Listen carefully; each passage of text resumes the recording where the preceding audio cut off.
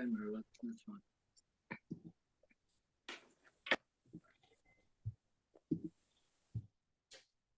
Okay, so we have basic shapes.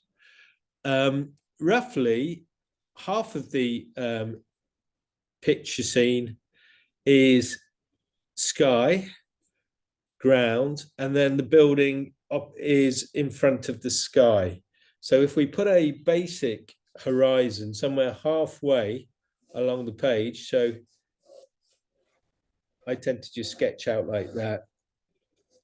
I'm using a 1B pencil, so it'll probably look a little bit darker than you need to draw, to be fair.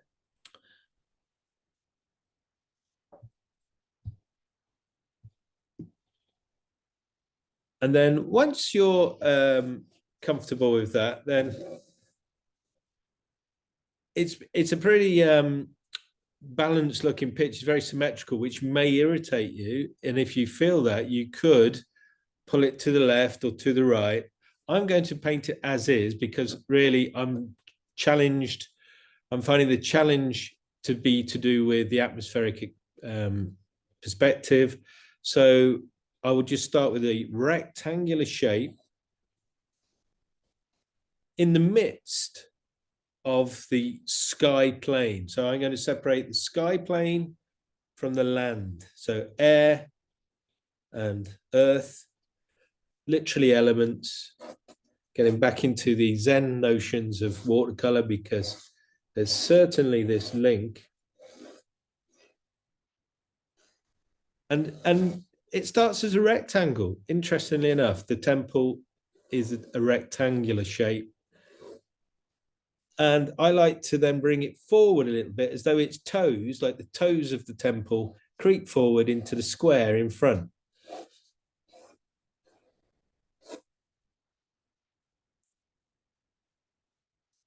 So that's okay.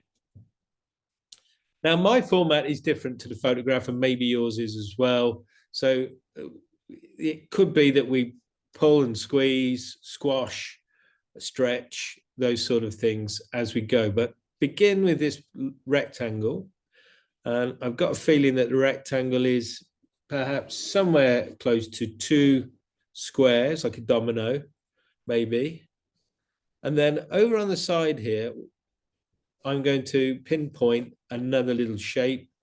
And the way I see this, if you're wondering how's he seeing these shapes, I kind of see the basic shape as a rectangle, like so. So as I was mentioning, the toes, that's the footings there coming forward. And that's somewhere like the halfway. So you can see it's kind of similar now. Over here, though, we have other squares. Now, I see this as a square. I know it's got these little outstepping details, but I just start with that to begin with because the overall thrust of it is a square. And I like squares because they're easy shapes. We're very familiar with squares. We've been drawing them since we were children, and we know that the sides are balanced. So squares are good, very good. And the distance between this smaller square, which I would approximate is probably could fit 9 times in one of these bigger squares. So you don't have to, try to count 9 squares. As long as you approximate and you feel that, yeah, it's smaller, it could probably fit about 9 times. Because very often when you're out and about painting and drawing, you simply don't have the time to be on top of those sort of issues. If you've only got an hour and a half, you're actually better to summon your intuition, your intuitive feel. And in that way, you're actually pushing yourself forward as an artist. So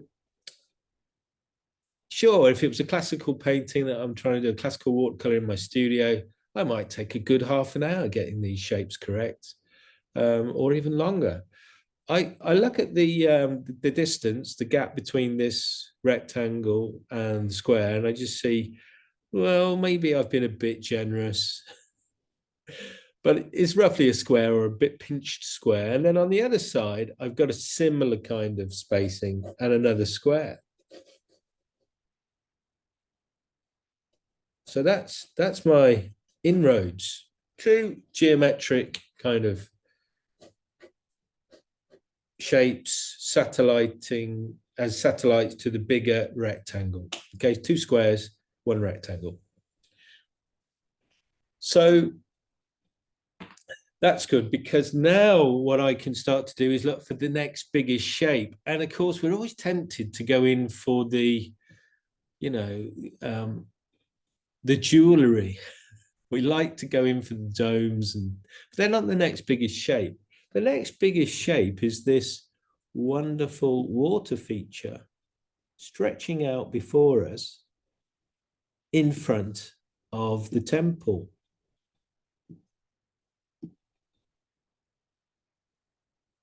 Now, it also begins life as a geometric shape, and I'm going to separate it because it's easier to think of it as a rectangle with a triangle, an isosceles triangle, a right angle triangle butted onto it. So that would be good. So where do you start by finding that shape? Because this is to do with linear perspective now. Well, here's my guide for you. If I was to continue this line here and let it hit the building somewhere, it would be about there. So if I now take another idea, which is, where does that fit on the overall shape of that left-hand side square? You can see it takes up a proportion of this square, and it's about 2/5. That's an awkward one, isn't it? 2/5. But the way I see 2/5, it's neither halfway nor a third. It's somewhere in the middle. So it's one of those ones. So if you find a third, or which it would be about there, come forward a little bit, and then don't go as far as halfway. And then you're likely to be in the range of 2/5. Okay. And then I'm going to take a tilt from that position. And this is a very easy way. And I always take registers from the events going on around the object I'm trying to draw. And in doing that, we get a sort of unification of these shapes in the space. It's very important because we are trying to evoke a response from the viewer that we are really in this space. And that is one crucial step towards that effect. Okay, so if I look at this particular tilt and I put it as a moment on the clock, I would say it's gone past 5 minutes, past the hour. I think it's 6 or 7. So I will allow myself to guesstimate using my intuition again. 6 or 7 minutes past the hour. And then I can start to stretch my rectangle outwards. And it too has an appropriate point that can lend itself to my task, which is it only comes to there. Not quite the edge of the temple, but very close, somewhere there. And then we've got this triangle, like, I don't know about you, but when I was a child, sometimes went around my Aunt Daisy's and she'd make me some lovely sandwiches and she would cut me quarters. And if I ever tried to do quarters, it would end up, my sandwich would look like that shape there. In my house, no one had the time to make lovely things like that. They were always either going to work or too tired coming back. So we just cut them in half. We didn't have the genteel response my Aunt Daisy had. But there it is. There's this. Now this triangle stretches its toes right out, and it's in line. The edge of that, it's very close if we go upwards as a marker. Very close to our other square, perhaps even a little past. So there we go. That can all help. So now I have this water feature as if coming towards me. So I'm going to give you a little bit of time to do that. I'm going to find an eraser. I think I have an eraser somewhere. Just one moment.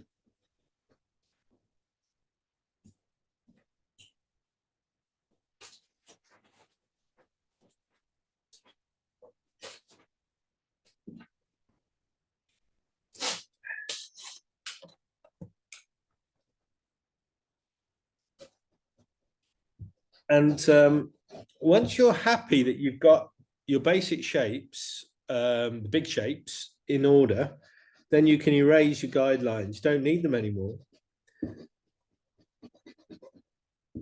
So I often think that a lot of the magic that we summons in our watercolor is hidden. This sort of analysis of basic geometric shapes in the beginning may not be noticeable. In fact, hopefully it's not noticeable at all to the viewer, but the effect of it should be felt. And that's the magic. That's the hidden moments. Now, of course, this is all very mechanical, and it's all to do with, a little bit to do with proportion, placement and proportion. It's in that realm of mathematics. And artists, we are visual people, but there is this line that melts between the realms of maths and visual arts. And if you're good at that sort of thing, you'll find this this particular challenge enjoyable. Okay, but everyone's different. We're all different types of learner. Right, so there's my basic shapes, and now from those basic shapes, I should summon the next smaller basic shapes, and so forth until I can allow my own drawing skills to take over. I'll just check on the chat though. Yeah, that, and Philip's mentioned here that it's the Taj Mahal. That's what Google said. Now, I had two conflicting opinions from Google when I tried it. So it must be, it said the Taj Mahal, but I think it's side view, or but the Taj Mahal, yeah, it could be the back view, which Philip might have suggested there. Because it doesn't have those turrets on the, you know, on the corners, does it? And you also find with the Taj Mahal, you have these two extremely large towers at the side, which may be slightly to the side. But anyway, as I said, I had another named, a mosque came up, and which is the, I think the Jama Asnid. But when I typed in, okay, Jana Asnid, it didn't actually show just that one temple. It showed several. So I'm still as confused, to be honest. Okay, good question coming here from Wendy about the horizon. So I'm going to talk about that. I'll do that right now. But thanks, Philip, for that. That's a good clarification. Although we're not quite sure, it's good to know that we're not the only ones who aren't. Even Google's a bit on that. But it's a gorgeous picture, nonetheless, which I have used from Upsplash, which is a very good resource. Now, which is a free to use, copyright royalty-free photography site that you can use for all sorts of purposes. Well worth checking out. So I'm doing a line now in green. It's not very straight, so I do apologize, but it's the best I can do with the mouse.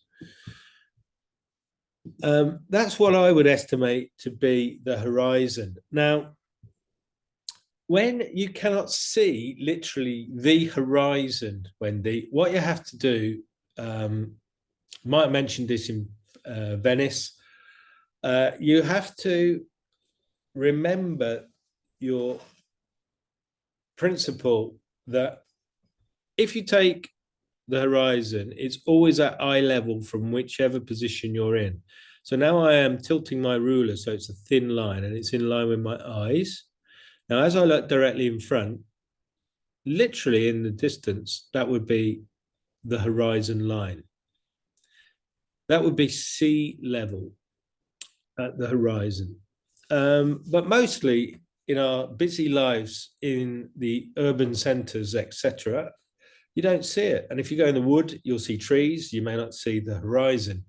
So what watercolorists and other artists tend to do is we either use a ruler or a length of thread or even a sketch pad straightened up so that the front plane and the side planes are in line and flat like I'm doing with my ruler. Put it at your eye level and that will be where the horizon is. So then you can check the corresponding position on a building or a tree or whatever's in front of you. And I'm going to guess it's that green line there. And what will that do for you? Well, it will do this. It will allow you to take any relevant built structure that you know will be plumb and level. And I'm sure that the people who built this knew all about that. And these lines will converge at the horizon. And usually what will happen is you will get them converging at a similar point, which we call the vanishing point. So the horizon is actually a little bit higher. It's there. So it's there. Is that black line there on the beautiful tiled effect? So that would be the horizon there. So what does that do in this instance? Not a lot. And the reason it doesn't do a lot is because the building is viewed from in front. We don't see it from the side. If it was a side view, it might have more relevance to our job. So to get back to the lesson that we're looking at today, we're going to be examining atmospheric perspective, not linear. But there will be time for linear, because if we take this character here, if we wanted to draw this character in space, we could set this line to a vanishing point. There it is. And in the future, we could put another character, maybe standing looking into the water here. And that would be their head height and their foot height, where their feet are standing. So that person would be that tall in comparison to this adult further forward. So linear perspective does have a bearing here if we wish to. And I shall endeavor to put a couple of characters in perspective over here, because I would think if we can have a few characters here, they'll look absolutely fantastic against the backdrop of this bright area. So thanks very much for that question, Wendy. And I do hope that what I've just said about linear perspective, its relevance and how we could find it, has been informative and useful. If not, let me know. I'll see if I can find another way of saying the same thing. Right, so I've got my my squares going off basically now. I'm going to erase a few lines. Don't need those anymore. And now we're going to go back into more basic shapes. This time we're going into these domes. They're the next big shape. Now, when you're doing domes, of course, this word dome can conjure all sorts of ideas. You could have St. Paul's, you could have St. Peter's, you could have the White House. But these domes have that Eastern, that Middle Eastern, that Islamic feel about them. They're onions. So these these are not quite the same, are they? They're different. You might find similar things in Russia. They have this Eastern aspect. So with these, what I tend to do is I take a line through the center of the dome, and then I place it square on its mount. So the mount is there, basically where the onion sits on the rectangle. So we've got three. We've got one in the dead center, pretty much. So that's lucky. It's roughly half the height of the initial square. So there's my initial square. So I take a half and I just sit that on the top. There it goes. And now I can draw a little plumb line down. I can go a little bit left or right. It shouldn't matter. And then I set its base.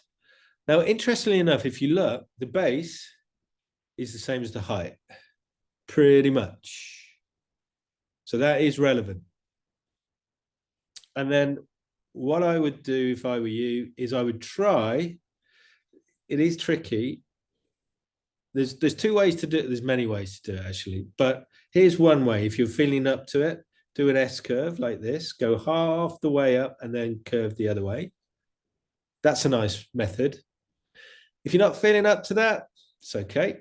Go 2/3 of the way up. Now, if you're not feeling up to it, you have a harder job because you have to measure 2/3 up. There it is. And do what I would call a classic Romanesque semicircular arch, just like what you find on top of St. Mark's in St. Mark's Square, Venice, because it's very similar.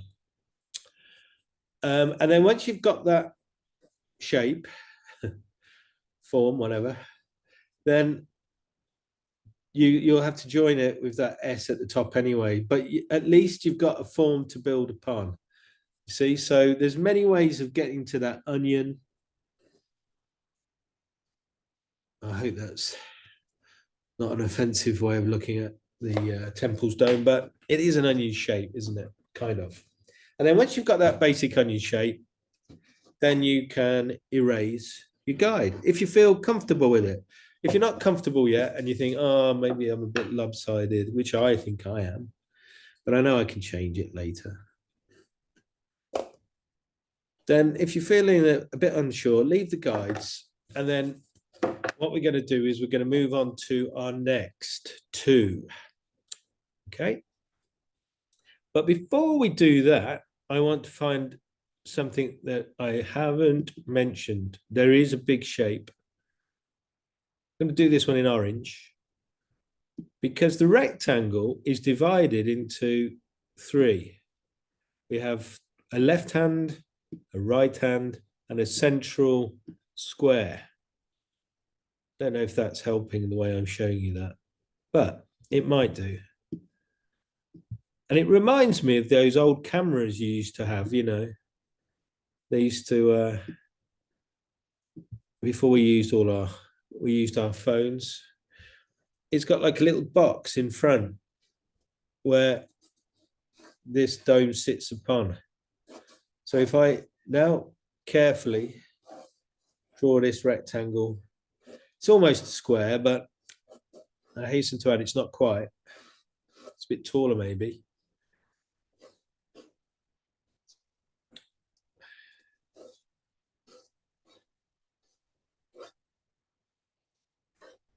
And then you can push and squeeze as you go a little bit. Now, the reason I put that on there now is because this original rectangle does have an issue because it's not a rectangle really, it's made up of three, but it's a good starting point. And so now I drop down a little bit for these two side wings of the temple. And again, feel free to stretch a little bit, take a little bit, you know, it's your drawing, it's your scene. Make it feel more composed for yourself. And it's always fair to say that you should trust your intuition, because very often when we're doing quick studies, and I would suggest that a couple of hours is a quick study, even if, you know, you might not get that much time in reality, because you'll have people pestering you, telling you that their auntie paints or something, or trying to sell you an ice cream or something, bottle of water. So you never get really a lot of time when you're out in these spaces, to and fro a lot. But if we drop this down now, you can see that I've got my onion sitting on a square with two side wings. And now I feel confident that I can go in and do these two smaller onions. But from the perspective, you can see that this one encroaches just ever so slightly into that square, ever so slightly. So if I draw this dome, and let's say I give it just a bit smaller than this in length, I would say it's 2/3 of the length of that for the length of that base. So we're thinking about the proportions, and we're kind of keeping it towards the rule of thumb to a degree. And now I can see the onion peeping its onion top above. And there it is. I've got another one coming in. It's not perfect, but it's a good start. I can work with that one. And I can then erase the little overhang there, because, you know, I stole a little bit of the shape of this one to help me with that one. Robbing Peter to pay Paul, as they say, and I now give it back because I think that's going to work. Now I've got the idea of that width being 2/3 of that one. I can now estimate where this one's going. I give a little bit of a graceful space between them. Maybe this one we see more of the onion, to be fair. But I take the width of this one, really helped. Maybe stretch it along a bit, find a halfway point, stretch upwards. And this is another good idea. Use that original rectangular line at the top there. I know I've erased it. That's the top of these points. Somewhere there.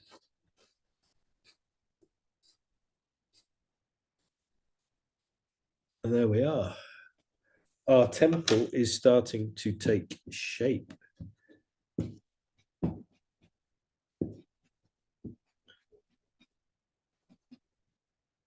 So I'm going to erase the guidelines. I'm quite happy with those basic shapes.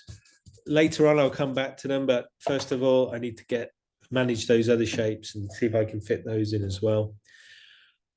Right, well, now I am going to look at my next big shape. So for this, I am going to clear some of, well, all of those drawings. They're going.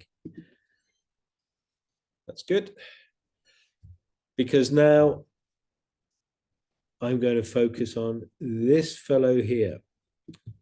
And where do you start with this shape as difficult as that? Well, it's a turret, and it's sitting on a basic square or a rectangle. There it is, a little rectangle. It's got two eyes, and then it's got a little dome on the top. Notice it's not quite as high or as prominent as the onion there. It's very close, but I'd say it's marginally lower, perhaps. I don't know, just a little bit. I can't, the pencil won't let me get close enough, but there is a small, it's very close. Say if we follow that line across, drop down a little bit, and then we can add this turret. And each time I'm taking a little bit of space. Do you see that? But I'm okay as long as I've got space for these two side squares. That's going to be fun.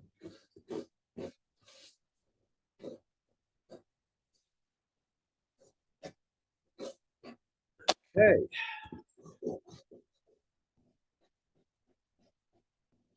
Now what I've done there, I now must repeat over here. So I've got the same deal going on over there. I've got a rectangle that's bolted on to the original shape, and sitting on that is a little dome. Little onion on top of that one. And not surprisingly, it's a similar deal. It's that same height. So we can set that up and then we can get straight in and make our symmetrical response. And so far, none of this should really be a high level challenge for us. Although we will see, because not everybody is,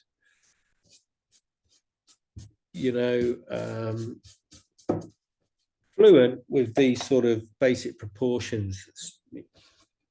And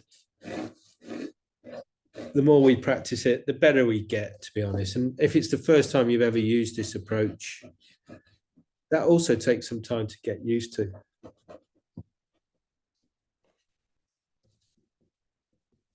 There we are. Then you look at the overall feel. And for me, although it feels basically the same, I just feel that my proportions might be a little bit high and not quite wide enough. That's a little bit irritating. So I can squeeze that line a bit. And then I can stretch the width of this out a little bit, just to give it a better feel. And again, it's going to be guided by intuition. You'll just feel that that could be a bit more poignant, or this is a bit too exaggerated. And then you can subdue or flex whatever it is that you feel needs to be more relevant or less relevant, really.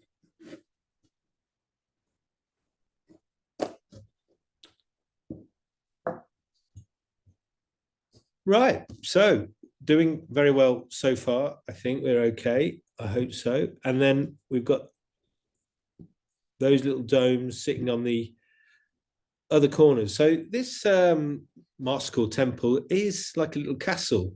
It's got four sides, probably equal by looking at it. And we've got a little dome over here, which is the capping off of a similar dome to what we see here. So it's on the other corner. And then the same in this corner over here. It's a similar capping off for this one there. So that needs to be expressed as well before we go into final details. But we've now really got very relevant shapes that are appropriate to the task.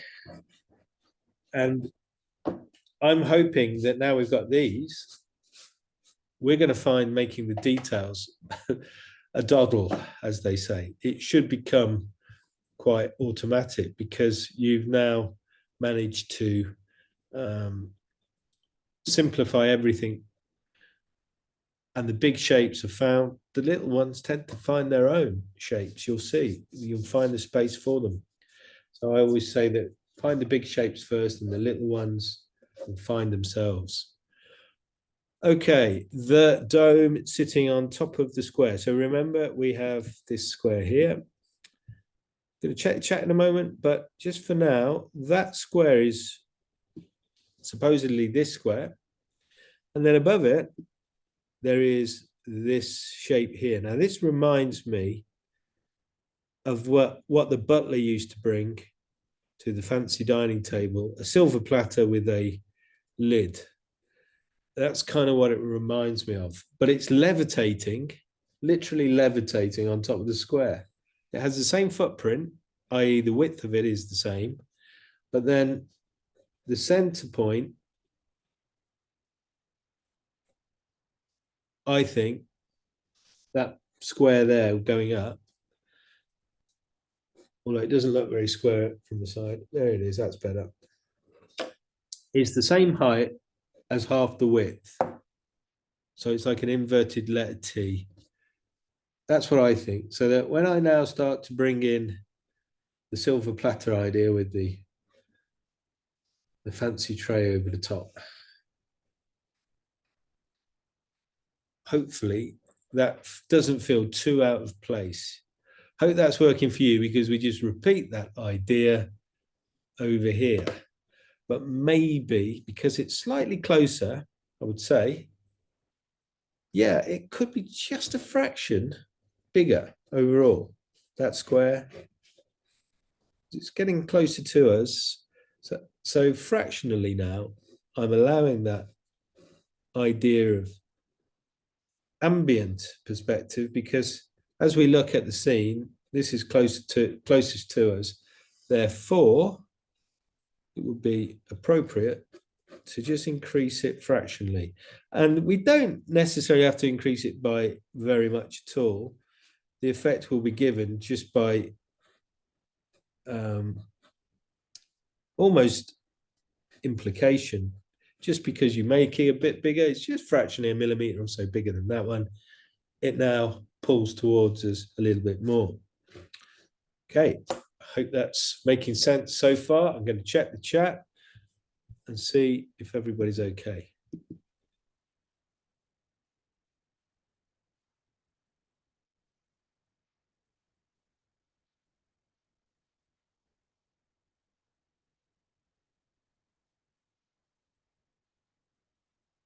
Good point, Philip. Yes.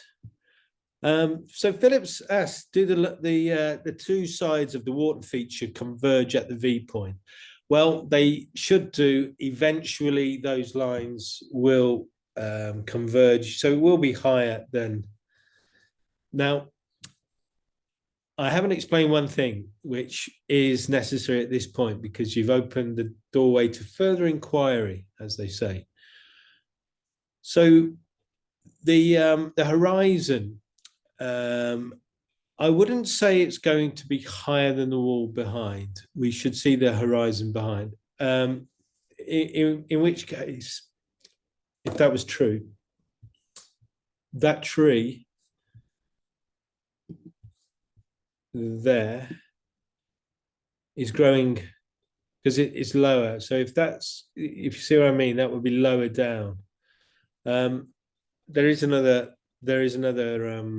issue that affects the scene. So I'm going to explain that right now, because that's what we need. So clear off the annotations.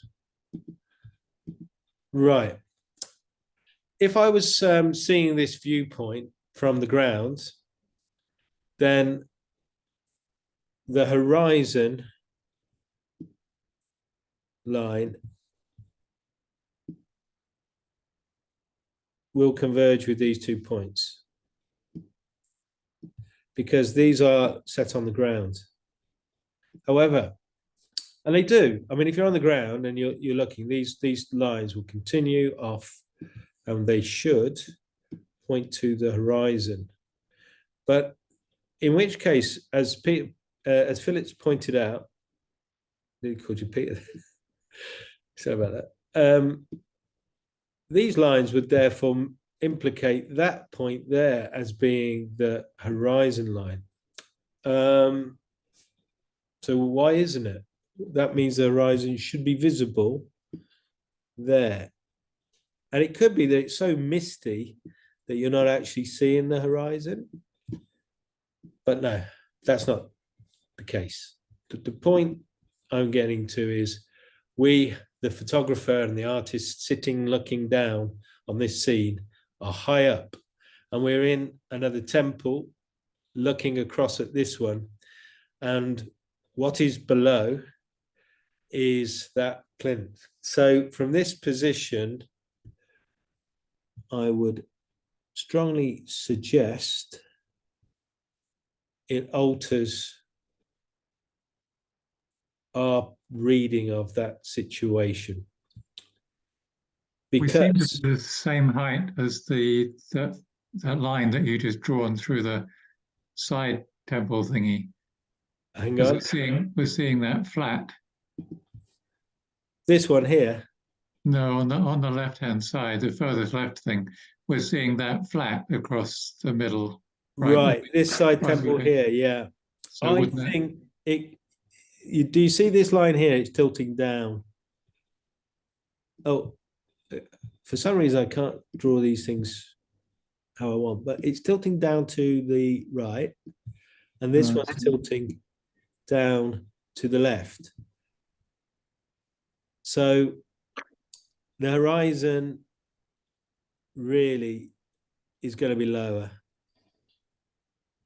So it is tricky to work out where it is actually, because we're looking down, and it may well be that the camera was also tilted downwards and not looking straight ahead. So that's an issue which I don't think I'm going to be able to resolve easily. But these lines here are pointing down. And these lines are pointing down here on the side. And I'm presuming they're level. I'm just presuming that. But I think it makes it level with the top of the wall. Because I think where we're going wrong perhaps is that the furthest right-hand edge of the water feature lost in the mist, we're underestimating how steep that is. If you ignore that one, just take the next one. True. I'd put the vanishing point up out of the wall. Yeah, so if I take these as the, because we can clearly see where that one goes, even though I can't seem to draw. And then take this one. Yeah. And if I can get that to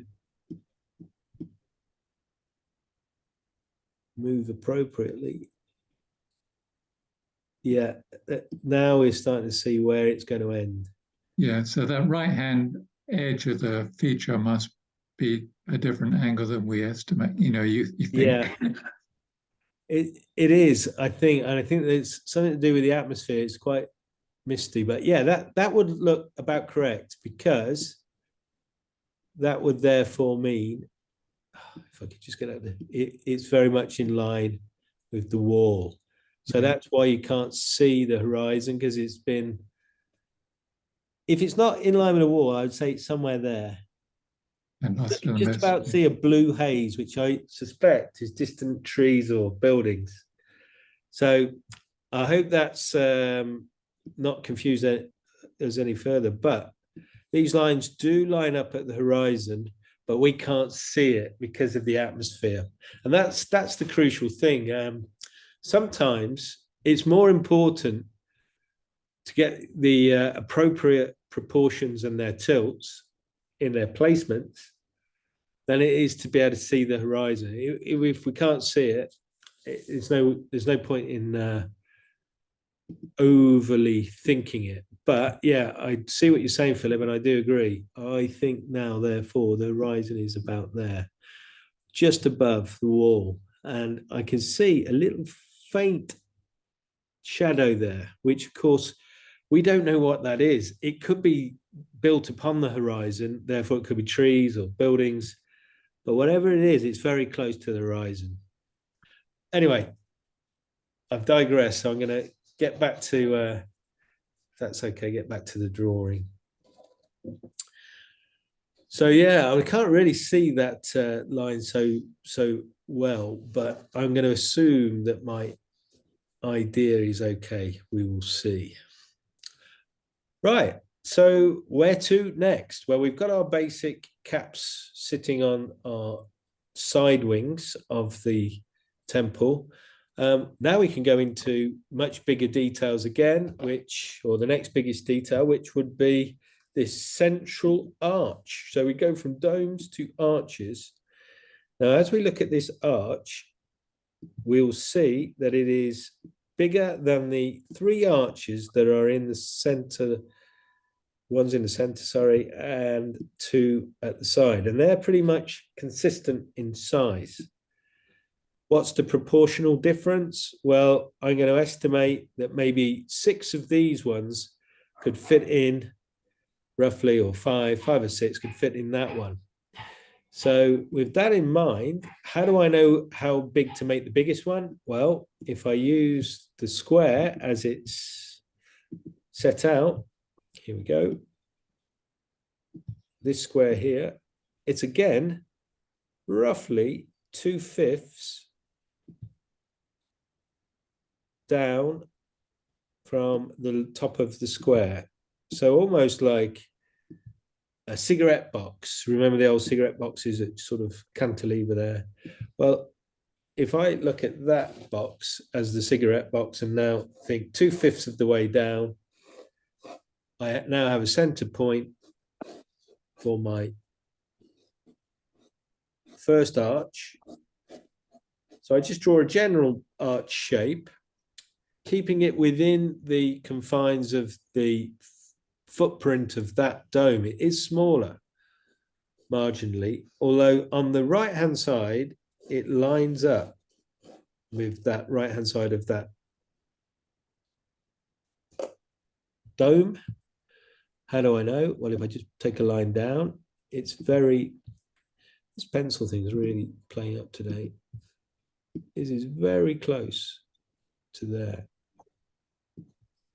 but this one is not. It goes up and you can see it's off. So bring this one in and this one out. And then find the center.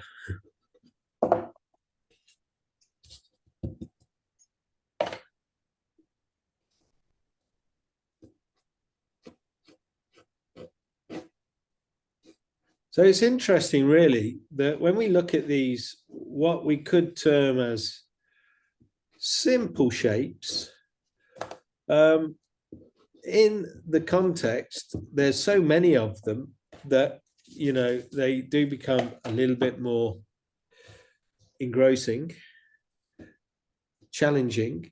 But if we keep an eye on general proportions, now I think that the arch that goes in the middle here, or somewhere close to the center of this one, is about 1/5 or 1/6 of the overall size or volume of this one. And if I can get that estimated, which feels okay, now I can do the same over this side. And I use the same idea of where does this dome relate to that arch? And it's pretty much in line, although this steps forward a little bit, sorry, sideways a little bit to the right, just a fraction. And then I must attend to the basic proportion of this being the same. So I do, I make that arch similar. And that's looking okay now. So you can see something like a temple, we can gradually suggest by using this slightly long-winded approach, but otherwise we could find ourselves getting into trouble if we start at a particular detail. For example, let's say we started with this little corner here, we may not fit the desired amount for the actual focus. So I hope that makes sense. And now we can put the line of the wall. Now the line of the wall becomes in some ways more relevant than the horizon because we can't see the horizon. And the line of the wall definitely lines up with the bottom point of this square for that arch before it turns to the curves. So that gives me an idea that that wall is lower than the top of this arch. So that's quite relevant. So we can set the wall.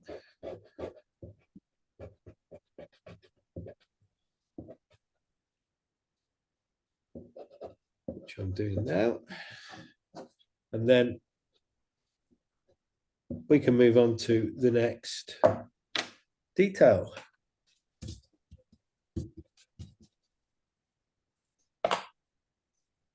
So the detail that comes next, well, there aren't that many really. We've really whittled away quite a few, but there is this inlay. So you see the arch has a dark shape, which is giving depth, but then you have this inlay that sort of sits around it. And this will have a relevance when we come to paint. So I will shape that inlay and leave it. It will be reserved as a light. I'll do the same here because this inlay is the same idea. It's symmetrical. Luckily, the center square, it may have an inlay, but it's not relevant because it's not so light. We can't see it. It's in the shadows. So we get off lightly with the middle one. But if we look at this inlay, what's above it?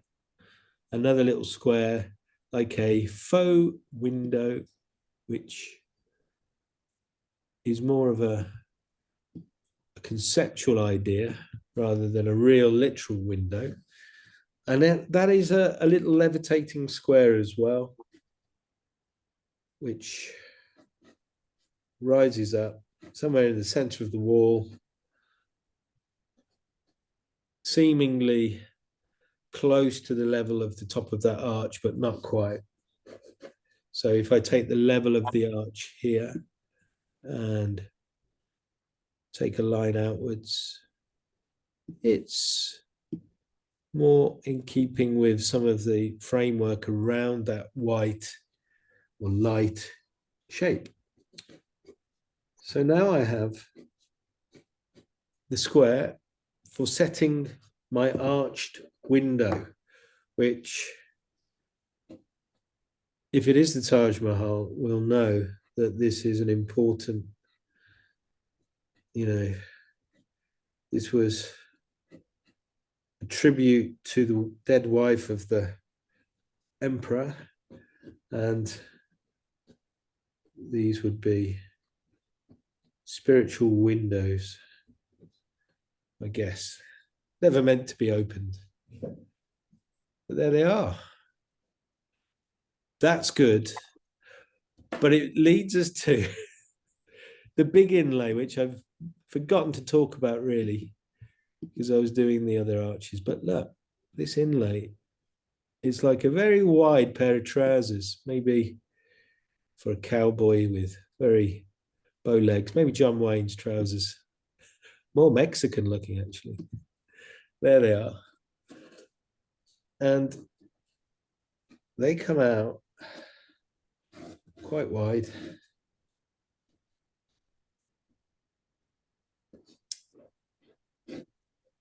And it's a lighter tone within it. So I just find that shape, something close. And then everything else is a detail drawn within that detail. And I would urge you to start to rely upon your painting skills for those areas. So you might think to yourself, well, I prefer to have an outline, John. And if that's the case, then please feel free to draw this outline here. But for me, I think I'm going to try to remember to paint that in later, because I have other tasks which are more pressing, and they will be all of this detail around our little corner temple finials. They're quite interesting, aren't they? So how do they work? Well, for that, I'd like to use a scrap piece of paper, if I may, to sketch the basic shapes that will be necessary. I've got some old computer print paper that I use for this sort of thing. And if you recall, we started off by drawing a square here. And then we drew this shape with the butler's silverware on the top. I'll draw that quite large. And sometimes if you're not really happy with the shape and you feel that I don't like it, it looks too difficult to draw small, sometimes in your sketchbook, it's a good idea to draw a bigger version so that you just get comfortable with those basic shapes first. So this is where we got to, something like that, I think. But what we also need to do is consider what's going on to the side. So what I'm going to do now is I'm going to clear my drawings.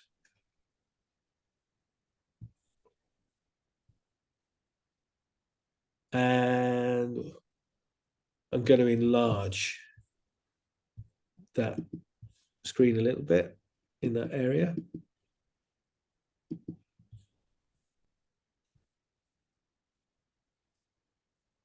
Scroll across so you can see what I'm attempting to demonstrate. There it is. It's like a little spaceship. And it has got this little hat here. Those side things it's probably octagonal. Who knows, maybe whatever 10 sides might be. It's got a lot of sides. But what's relevant is we see those two little side tilts coming down, which are there to stop the rain or whatever dripping into this part. So I break that down as well because that seems to tilt slightly downwards, but not quite so much. And then out from there, we have these other shapes. So I'm talking about this thing here. Comes out. How far does it come out? Well, I'm going to give you a clue. If you take a tilt from here through, there it is. It's a triangle. It's a basic triangle through the whole shape. If I can just get from the top through the side of the arch to there. So that really helps. We get a tilt going out. Basic triangle coming all the way out. And then we can see the parameters for that side building. So knowing that now, I can start to adjust this, can start to build this one out. It's a little bit above the wall. It's got little legs kind of sticking out, supporting it.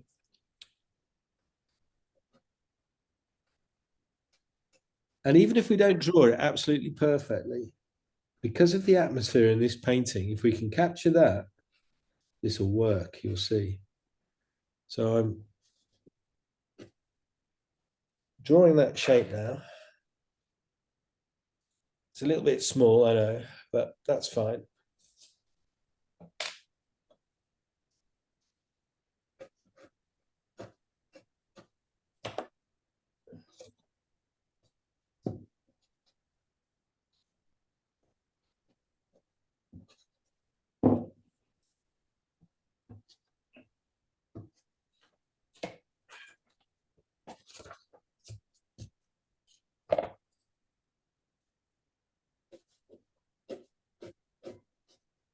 And then there's some little thin pillars that are literally holding this thing above the square. So that's what's supporting the structure, like so. And they have little shapes that are quite ornate. It might be your kind of thing to draw those shapes, or it might not be, but you'll find that because there's so much in this painting, you're going to get away with a general feel rather than a very detailed study. So I'm going to leave mine pretty much at that stage. ready to paint on that side. But of course, now I've done that side, I need to do this side.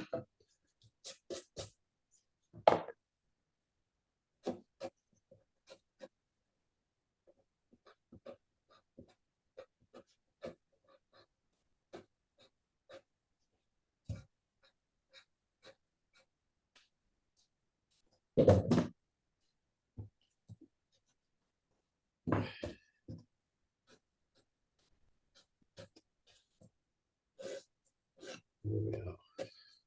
Okay, so there's one side. Hope that helped. I know that's a very tricky area, but I think that should be enough in that area. So I'm going to pan out again, as they say, and try to create a similar effect over here to that one. And as I said before, we're looking at it from above, we're looking down upon the scene. You have quite a bit of flexibility with stretching and pushing the shapes. Use intuition to guide you, and if it feels it's okay, then you can move on. When you're after the mood of a location, you don't necessarily, in a watercolor, have to have it perfectly rendered and drawn before you paint.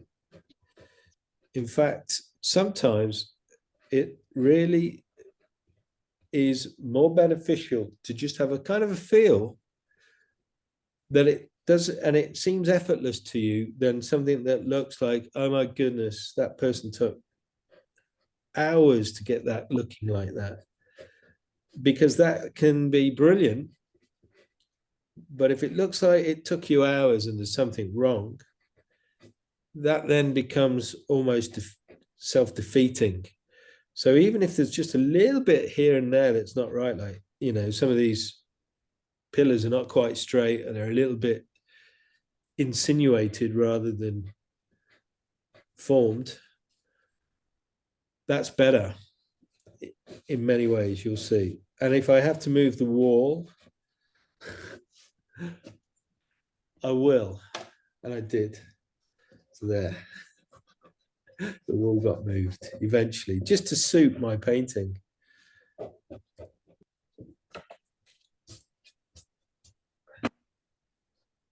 And we always have to, as watercolorists, remember that there's so much going on that we are creating an environment that should transport the emotions to a place in time. And not only that, the most miraculous thing, I think, is we as artists, when we're competent and happy in our process, which is something we're building every week, the process really is this sequence of washes from light to dark until we frame the jewelry of light within. When we're confident with that process, we then are in a zone of creativity which becomes automatic, it has a flow, it becomes a Zen type experience where you go into a zone which is otherworldly, actually, and quite heavenly. It is totally creative, and it's such a reward in itself that if after you've come out of the zone and you have a lovely watercolor, then you're twice blessed. It's amazing. And then a final blessing is, if you do manage to transport someone to this time and place that you're trying to evoke, somebody might buy it, put it on their wall, and then before you know it, there's 3 blessings out of 1 painting. And I'm not even going to mention the fact that you can edition prints. So you really are entering into one of the most fascinating, rewarding pastimes that you can do from the luxury of an armchair near you. That's what I like about it. You can go outside, you can go to India and paint this, or you can sit indoors and paint it. And you can take your paints with you anywhere in the world. Meet marvelous people like we are today amongst fellow watercolorists. And it's a great way to spend time.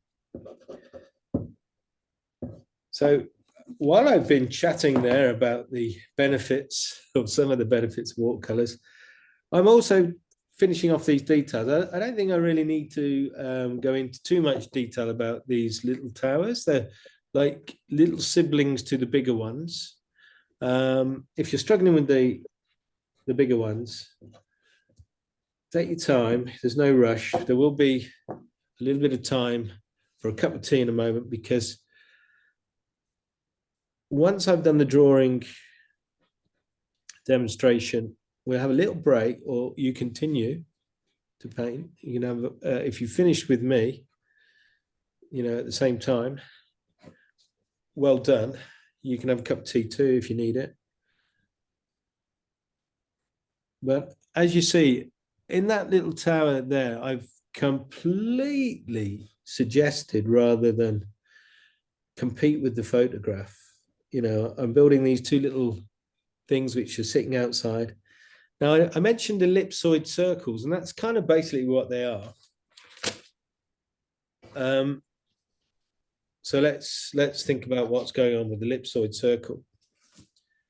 Circles like this, as we know. So I'll cheat. There it is. But if I take that circle and now I tilt it like that from an angle, I have an oval. And then if I keep tilting the oval, it becomes at some point like a, well, look at that. It's like a rugby ball. And now it's going into a realm of ellipsis, which is very thin. The margin of circle has been closed to a point that it almost looks like a cigar or something. Yeah. Now, these towers, they don't look like they're circles because they're angular, but they are in a way. How do I know? Well, if I take a circle and I divide it into, say, 6, just for the benefit of ease, I'm going to do 6. Better if I got them equal. So there's my 6 sectioned like a pizza. Now, if I draw a line across here, you see what's happening. Now I've got hexagon.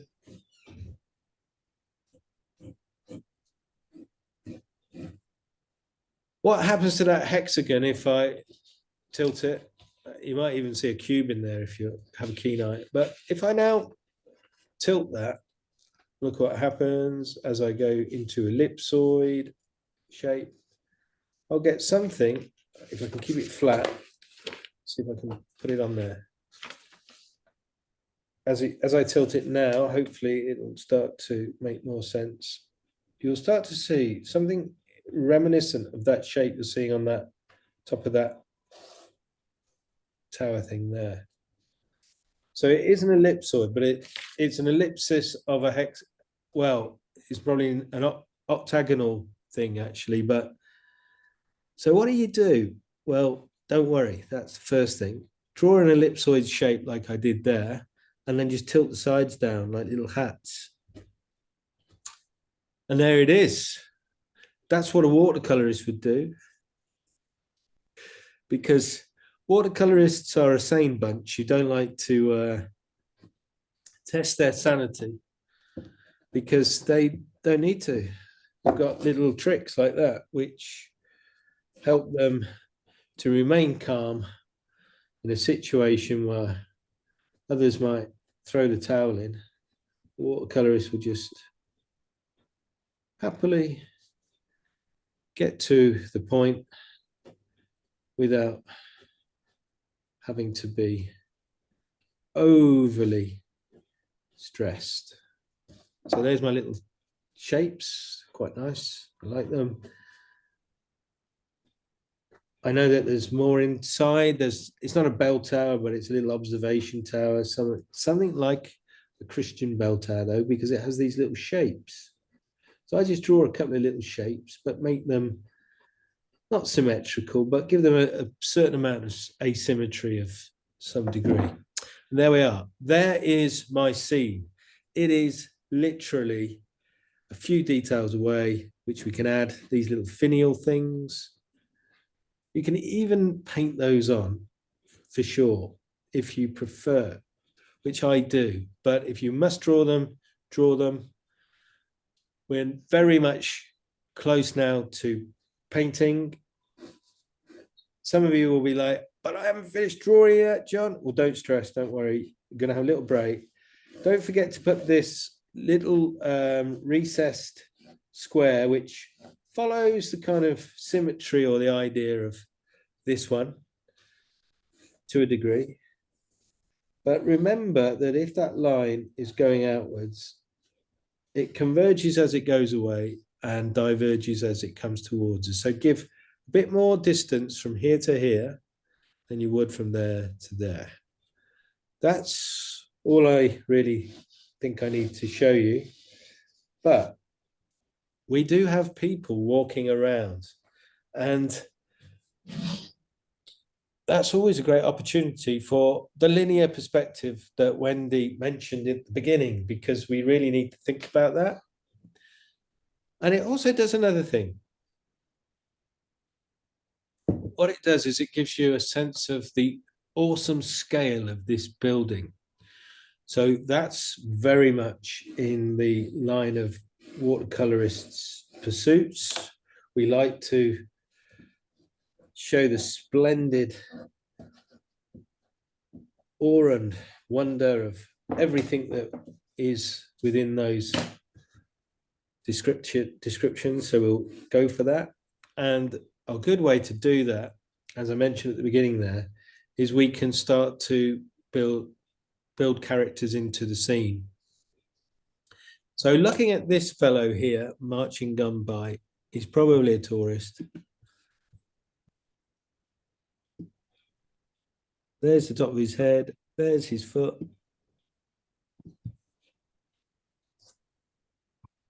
I can place him there, I can find him there. And now I can just draw a little carrot person. So it's a basic shape, like so. Looks like the letter P. You see that? And then just from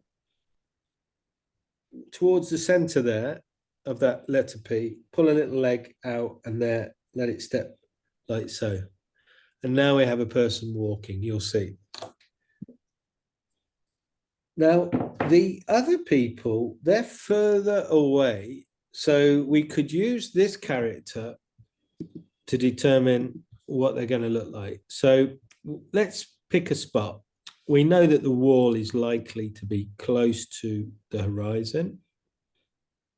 So if this fellow is going off to a central point there, then so would his feet be from there.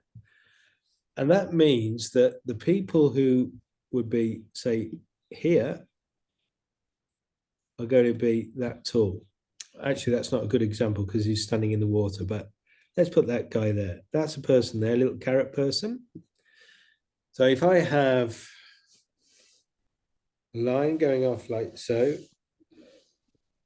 I can put another carrot person here. There he is. And I can also use that carrot person, and this is one of my favorite tricks, which Raphael opened the door with his painting, the School of Athens. We can take a line this way, like as if a chessboard going that way, and a line from the top of his head going the same way. And now I can draw a character here a little stick person or a carrot person there. And not too far away, I'm going to put another one just there. In fact, I'll put two, because I just think if I've got a couple of people there, a person here, person there, I can also put a few people. Let's use a carrot person here to determine. I know he doesn't really exist because he can't stand in the water. It'd be ridiculous. But there are some people over here. So if I follow my line across, they would be the same height. And now I can put a couple of carrot people walking over here. And do you see what I've got now? I've got scale, I've got my proportions, I've got, well, some wonderful perspective feel looking down on this scene now because of these small people. Got my arches, I've got enough. There's enough jewelry in this painting at this point to paint. So what I'm going to do now is clear the screen of drawings. Hope that's helped. I'm getting out of the screen for a moment. Checking with you before I go into paint. So I'm just going to pause the recording. So hopefully now what you should be seeing is the grey screen of the 5-value map. Now, when we look at this, you can determine, therefore, the angle of light. The sun obviously is somewhere behind the building, but it's managing to penetrate through from the right, and it kind of leads a light middle value, which seems quite surprising, really, when you look how dark those browns are, those golden browns. But it seems to lead this light middle value through towards the center here of the scene. So this much of the picture, I'll take that last line off, this much of the picture here has quite a bit of light coming into the scene. Not quite half, but more than a third, maybe maybe 2/5. So then what happens is we go from this really bright background tone to this slightly subdued, lighter, airy atmosphere of browns and golds, maybe raw sienna with a bit of burnt sienna or pinks within that could work. You'll also see that there will be greens, turquoises interacting with pinks. It's going to be quite marvelous because turquoises and pinks, when they come together, you're going to get a gray. So that is good because that means we've got warm and cool and neutrals. And then as we penetrate further into from the light middle value into the middle value, which is most of the halftones that you're seeing on the left of middle values, that's where you're going to find there's mist rising up. There is this area of the pavement in the light. So the pavement in the light is this middle value. And then that therefore leads the eye to the dark middle value, which is, well, very interesting in the foreground. There is a particular staccato pattern of darks and lighter tones next to it, which are middle values next to dark middle values in the tile shapes. So how we will overcome that? Well, there'll be a lot of different strategies we could use, and I'll definitely try my best to show you something that I think might be appropriate. And then leading the eye upwards to the temple itself, we'll see the inlay has detail. Interesting, look at the three smaller shaped arches, remember what they were like before? They appeared to be all the same kind of value, but actually this one over here on the right is a middle value. The other two are dark. So that's good. And if we go upwards and look at the onions on the top, well, you can see they're light middle values on the right, and then middle values as they catch the light on the left.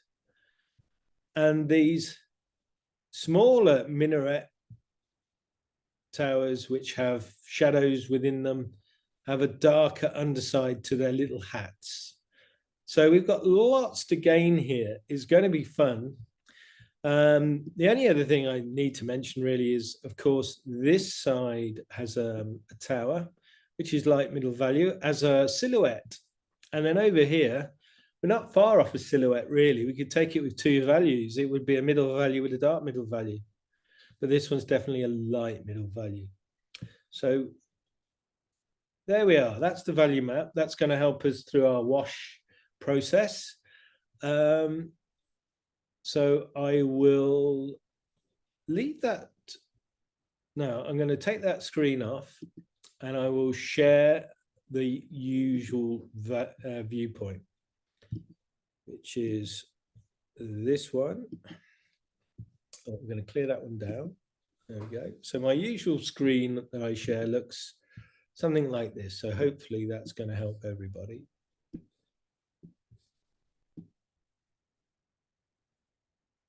Especially if I can close this one down a little bit.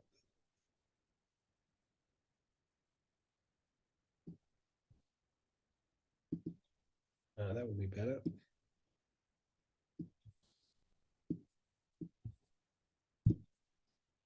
And increase this one somewhat so you can see my paints in a moment.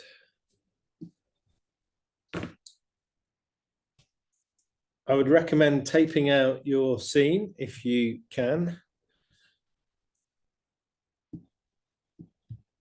Yeah, that's going to be way better because then your painting is going to be bigger.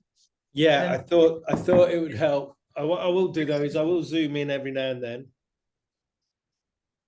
but I may have to just zoom. Oh, that's in. I need to go out just to show you the paints. No, that's good. But see, that screen is way bigger than the reference now. Ah, okay, that's The good. reference was actually more than 50% before. Yeah, it was quite big. So The for thing this is, on that, drawing, it was very beneficial to have the reference. To see all yeah, of I think the thing is on the format for Mac users, they can you can adjust it. they can adjust whichever one at will. So I can actually share multiple screens now with the new update. And of course I've got a different computer now, so I've got a Mac. My Windows 10 finally gave up the ghost, so I'm not going back to it. Go onwards to a Mac. Onto Mac because it's better, I think, what I've been told. So okay. There was a lot of bugs with Windows 10, and Windows 11 was an opportunity for them to get it better, I think, but it didn't seem to happen. So I'm going to try something different. And already it's been quite beneficial, I think. So, paints.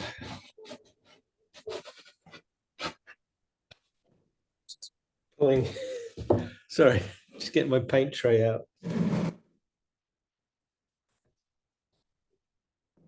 I'm only recently back from my trip to Scotland, so it's all a little bit slow as I adjust back to normality.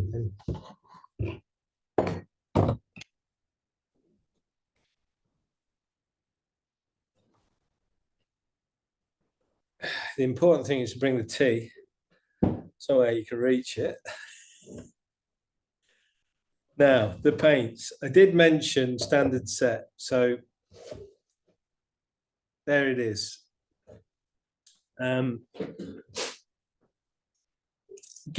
If you've got an atomizer, give all your colors a little bit of a wetting down.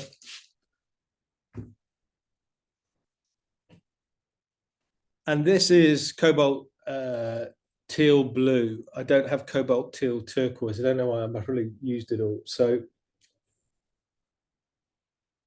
I'm going to look for a little space to put it.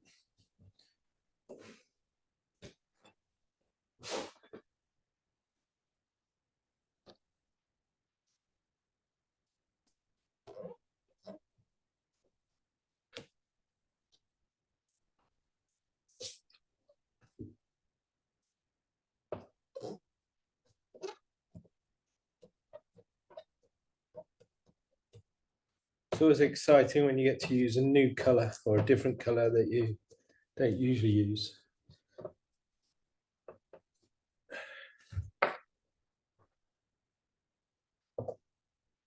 So there it is.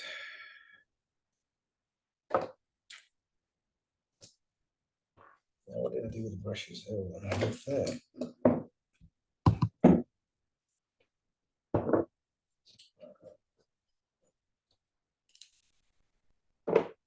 So I'm just going to use, this is a synthetic round. Got my bucket of water just off camera.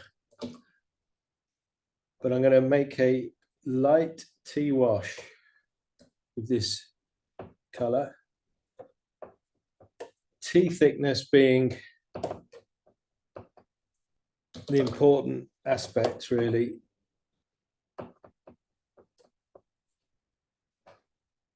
It does have a certain amount of opacity, which can be a little bit limiting when it goes thick. But when it's thin, getting a lot of black paint coming forward there, so just lift that out again. While it's thin, you can temper it to make a green note. So that's good. So that color, although looking very blue, which it is, when I put it into the raw sienna, which I'm going to start with, it will give me a turquoise feel. Now, feel free to use turquoise if that's what you've got. And if you don't have turquoise, use cerulean blue. That will work. If you don't have cerulean blue, then go very carefully with whichever blue you have. You need a bigger brush.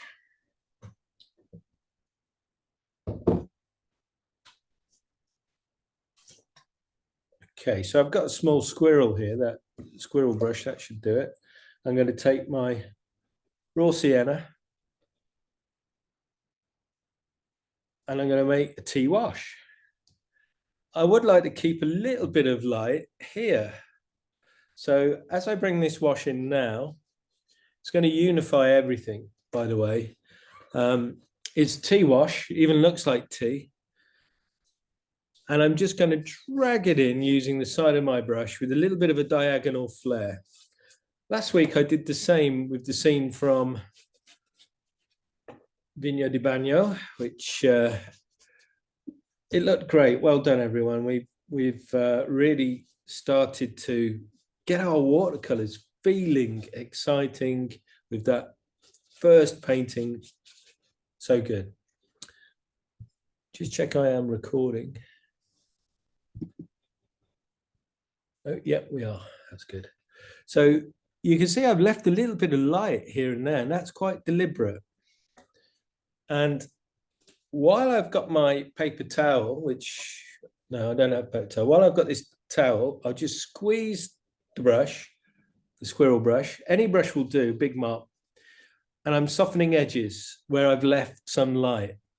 Because what I want to do is impose an atmosphere here of mist, and that will come later, but I'll just soften a few edges.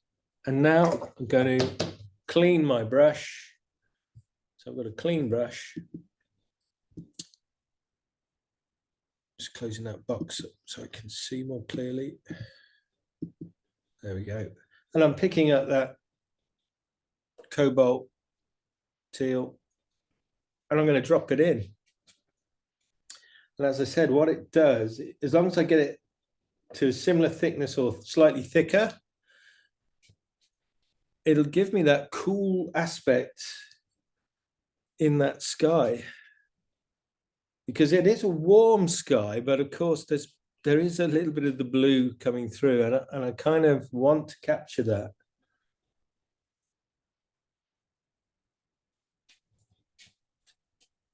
And then I check to see how that's feeling. Feels good. I like that. I'm closing some of those other areas up in the sky, and maybe, just maybe, I can now soften these areas. Remember, I left a little bit of white of the paper there. I can soften that as well. And I'm going to start to maybe bring some yellow in. So this is my yellow. If you've got lemon yellow, it's fine. Put it into, and I'm just going to push this in around, just around this edge of the building where the sunlight is behind.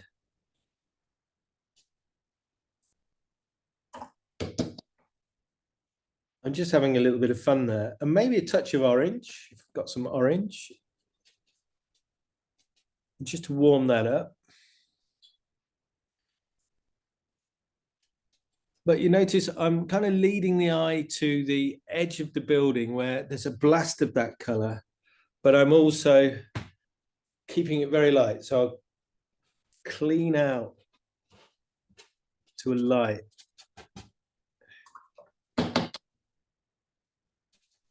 I'm having a bit of fun with the sky, and now it's settling in. I'm starting to think, well, I could push the blue a little bit more. So I'll take a bit more. So it's all within the realms of light here. Light middle values into the lights is so light. It's very tea-wash.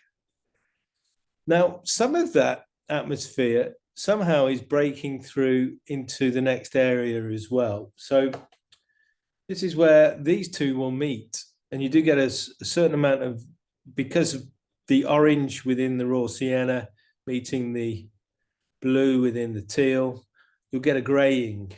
So first of all, pick up a little bit of the blue teal color or whatever you're using, and just stroke that into these lights at the edge of that shadow shape of that building.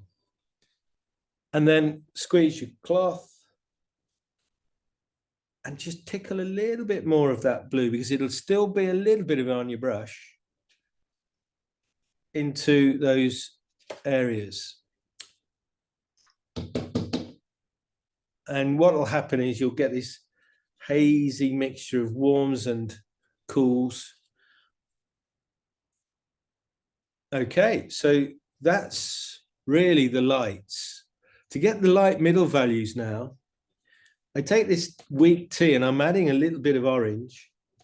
So I've only got two colors really. I've got the teal, I've got this raw sienna with a little bit of orange now. And this time it's a bit thicker. So I dab it on my towel just to keep the amount minimal. But I'm starting to feed that in gradually into the space on the ground around this central square in the ground on the square.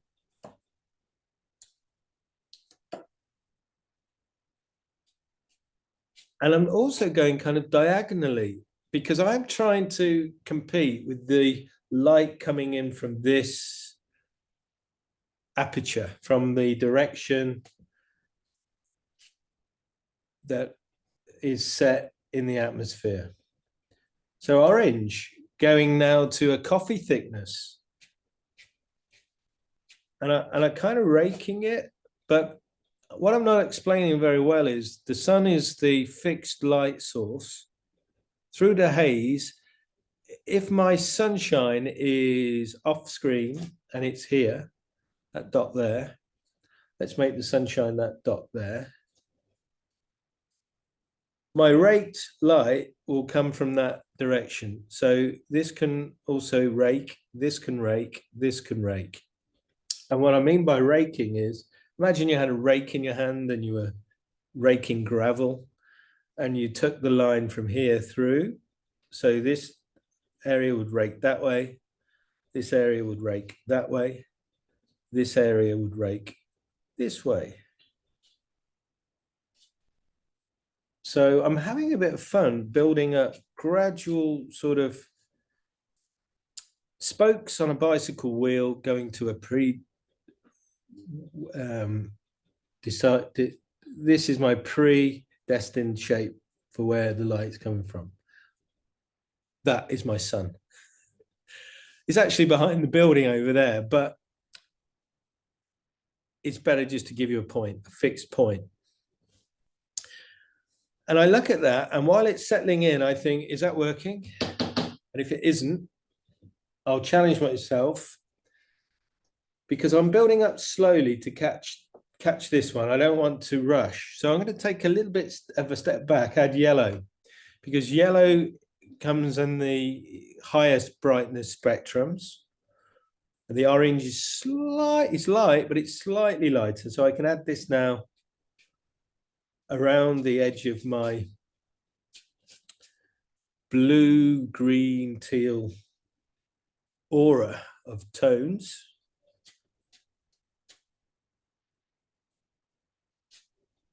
Even into the building there, I believe there's some of that yellow. And then I clean my brush, tap it, dry it a little bit, and then again, I do a little bit of work with my brush. Now, what I can't really explain to you so easily is what I'm doing with this brush. And this is a synthetic round, so it's very good for doing what I'm going to try to explain, which is creating clouds. So I use it as if it's like pushing mushrooms shapes, and it softens the edges a little bit here and there. Only in this area here, really. That's where I'm really concerned at the moment. I just want to create a feeling of the billowing, smoky, dusty environment. And I even built up a little bit more teal into there. And now I've got the teal there. I'm going to go in with the orange and yellow. And what happens with light is we have a prismatic effect when the sun is like this. So the white light splits into golds, then maybe orange and red, and then from red it'll go to purple, and from the purples you might go to blue. Now in the very light states here, you still get a spectrum, and it might go from these teal colors to green to yellow, because green is blue and yellow. So that's why you're seeing that kind of prismatic tendency there. Hope that explains a little bit of the idea there. But now we are ready to go into the next value phase, which will be on the value map, the light middle value stretching to middle. So where's my value map?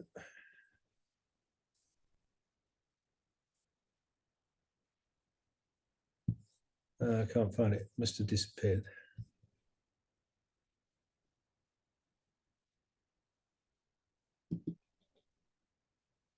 There it is.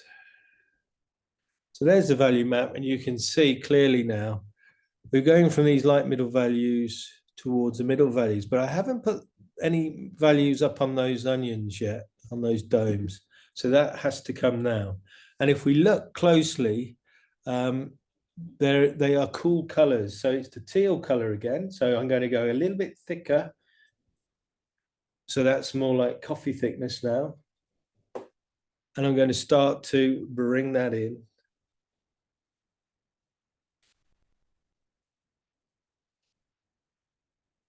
Just going to have a little bit of fun playing with those shapes. And adding to that, maybe just a touch of the orange. So when you add orange to cobalt teal, it kind of goes greeny to begin with, maybe even a little bit like a sienna tone, like raw sienna. That's fine. Don't forget to leave the light coming through the windows if you can.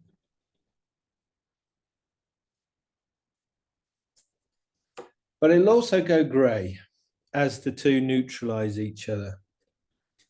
But for now, I'm just using the brush, pushing, perhaps even diagonally a little bit,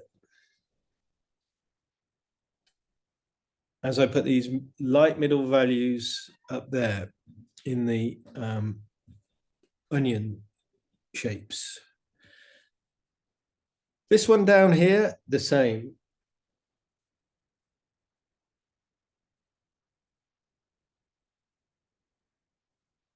So I just shape those as I go.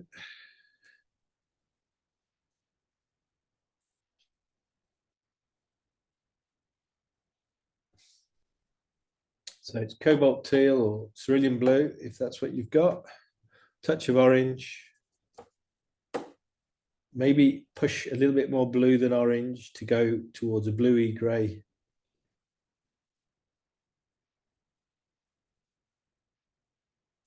A bluey grey that almost has a green feel to it, a bluey green, and then just link that through into the wall shape.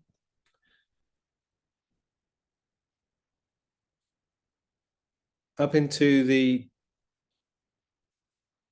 minaret again, and then something occurs.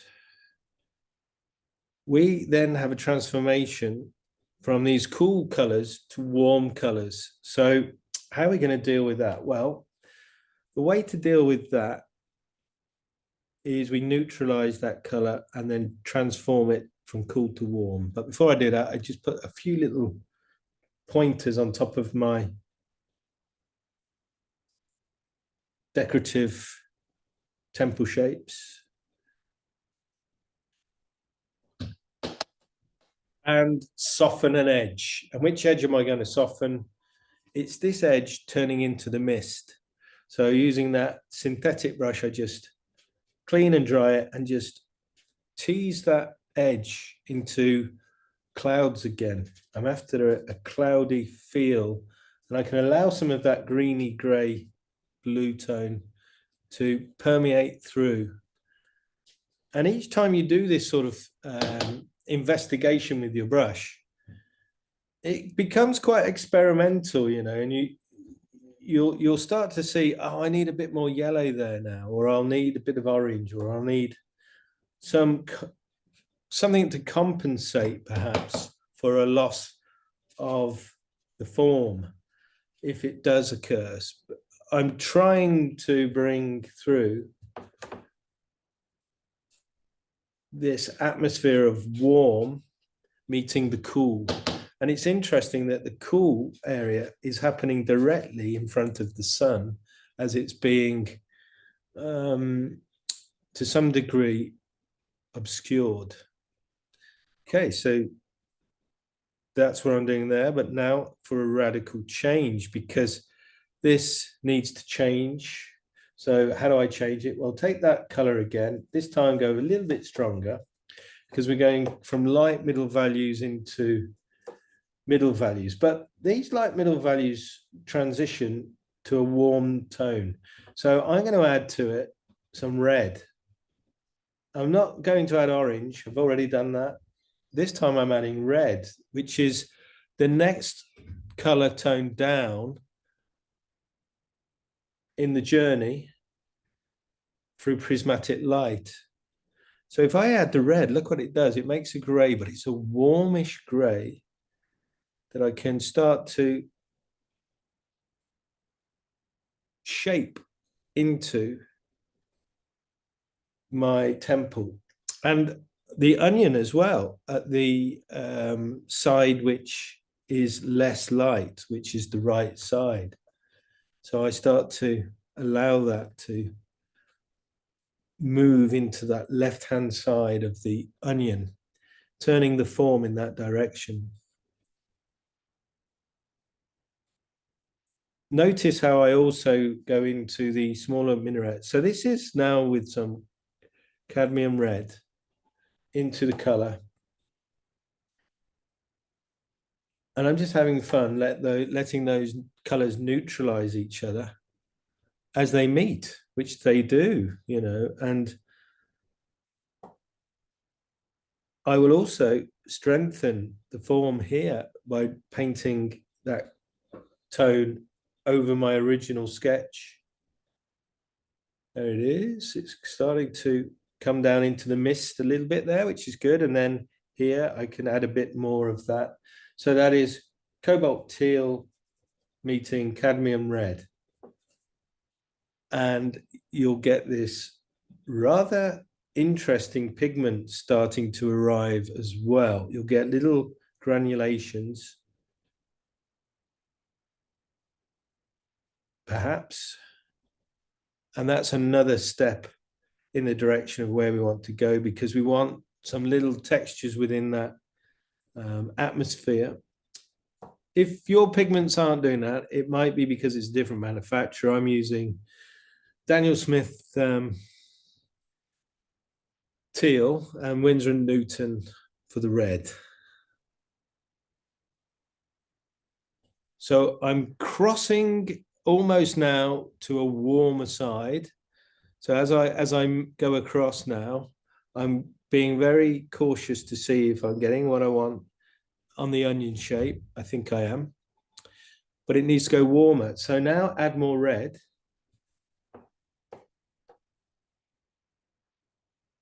And it should go a little bit darker.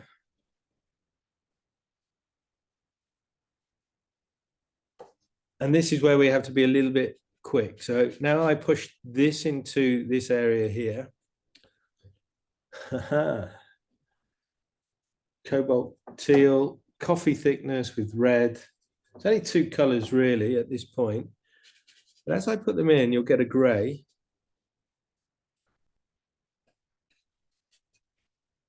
I don't mind a little bit of the light there remaining in the paper.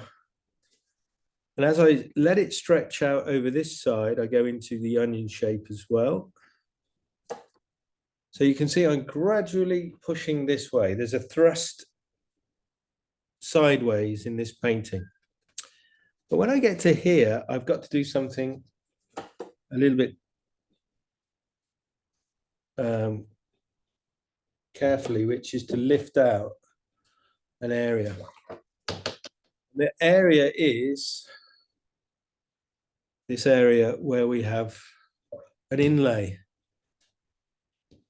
And if you remember when we drew the arch, we took a little bit of time with this inlay that looked a bit like a Mexican cowboy's trousers. So I'm lifting that out now as carefully as I can. There it is. But I'm going to now put in this color, which is cadmium red. I'm just going to drop that into that shape because I want a little bit of that warmth. So this is cadmium red, maybe with a bit of crimson. And as I build it up, I'm going to play with that idea, letting it mix with what's in the atmosphere in this light middle value stage going towards middle value. So there's those interesting tones, and I can bring a bit of that red into there as well. So the whole thing's almost like a jewelry box of color at this point. Hopefully. And this will also start to penetrate into the atmosphere on the ground level. Yep. So what I do there is I take some of that cadmium red, a little bit of alizarin crimson, and I'm going to let it come through sideways as well, but at the edge of the prismatic effect that I've created so far. So if I pull this across, push that across, you'll see where I'm going to with the boundary now. So this is red, it's coming around, it's encapsulating this blast of light. It's wrapping itself around in a diagonal thrust. And then I have to do that special thing, which is to clean my brush, dry my brush, and then just tickle the edges with an almost dry brush. I am trying now to create more atmosphere, and it can be soft, smoky, dusty. We don't want any hard edges. That's very important. Now, my paper is Winsor & Newton Professional. So it allows me to build up, and it also allows me multiple layers like this that I'm creating this smoky haze with. But any cotton paper will do that. And you can see I'm just adding little bits of more heat here and there as I build outwards. And gradually I'm going to go this way, bringing in more depth. So this area is gradually going to start to fill, but yeah, it's working. Now the gray over here was absolutely fine, but it's not strong enough because cerulean blue or cobalt teal, whichever blue you've used, is very light tone. So if I now start to push these colors from grays, they're going to go towards a darker spectrum. So if I use neutral tint at this point and mix up a middle value milky thickness, I can add into that some crimson, and I can add into that some cobalt teal. And now I'm going to start to paint into this area, adding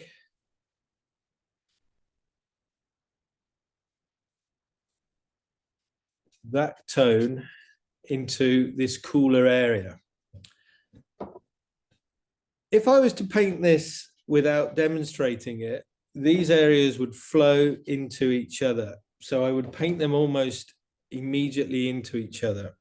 I wouldn't try to explain it. I would just be doing it. So the reason I mention that is because the process really needs to flow. And because this painting is a sideways light situation, rather than the light falling down, it's raking in, I am painting this way. That's my general thrust of the painting. So now I've got to my middle values here and I'm waiting to go darker. What I do is I just paint those silhouettes in. But in my mind, I'm also thinking about this smoky area here, which has a cloudy feel to it. So what I'm going to do is I'm going to just paint into this silhouette here, which I missed an opportunity with actually, with the orange, I forgot. But if I just backtrack, there's my orange from the beginning. That's a coffee thickness. I could paint that into that shape. And now as I imbue this with more tone from my grays, I have now painted two color values. I have a light middle value and this darker middle value there. So that's good because I've captured it. I forgot the orange, but sorry. And then coming down to the cloud here, which is where I really want to go now, I've got to soften that edge. So I've got to create a nebulous feeling by using that synthetic brush just to push atmosphere into that area. And as that smoke or steam or atmosphere pushes sideways, it will also start to then reach downwards. And as it goes downwards, what I'm trying to do now is thin the paint to create the form of a cloud. So you see what I did? I sort of lifted it out, and now I can pick some paint up and I can paint it back in, transitioning almost like a little cloud shape on the ground. That's good because that's what I need. And then from there, it turns to more of this kind of value. So I pick up some more of that value, and I'm going to paint that into the ground level. Now, if you recall, that was neutral tint. A little bit of crimson, because that's the warmth. And it'll also, because crimson is close to the purple spectrum, because it's got blue in it, when I add the turquoise to it, which is now, or the teal, it has a sort of a grey purpley tone within it, which is nice. That's what I'm after. And so now I can start to bring that outwards across the ground.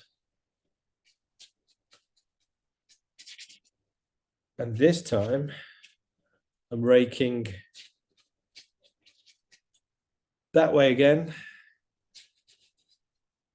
And I'm trying to encapsulate those light middle values and the light middle values with this increasingly darker frame.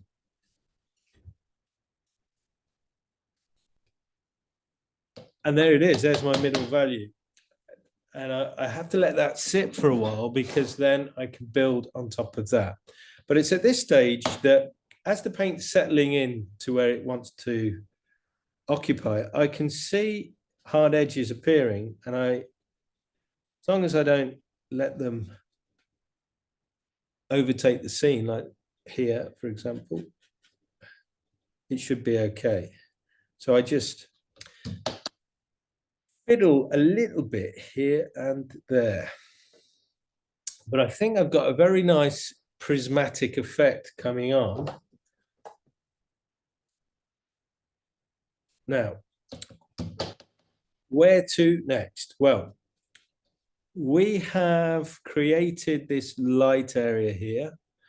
We have got a grey on this side. We have got cobalt green greys on this side. We've got a warm area in the middle. We've got light coming through, which ranges from cools to golds to orange to red, and then into purple greys. What we are effectively doing is we're creating the glass in a stained glass window. We have all our light to mid-tones in place. On top of that, now, when the moment is right, we can frame that effect. So what does that mean? Well, it means that we're really now waiting for that moment. But before we do, there is an opportunity to create more atmosphere using the atomizer. So what we can do is we can, from above, allow little blasts of that atomizer to rain down, and you'll see more granulation affecting the surface of the temple. Now, I've already got quite an effect with those granulating colors. But just by doing that, I can now start to see more little pinpoints of texture, which I think are quite splendid. And hopefully when I lay in the next values, that's going to really help create more atmosphere. So there's a strategy for that. Right, I am just waiting now. Sometimes you have to just wait, and old school watercolorists would probably have lit a pipe or started to fill their pipe because they know they need to wait.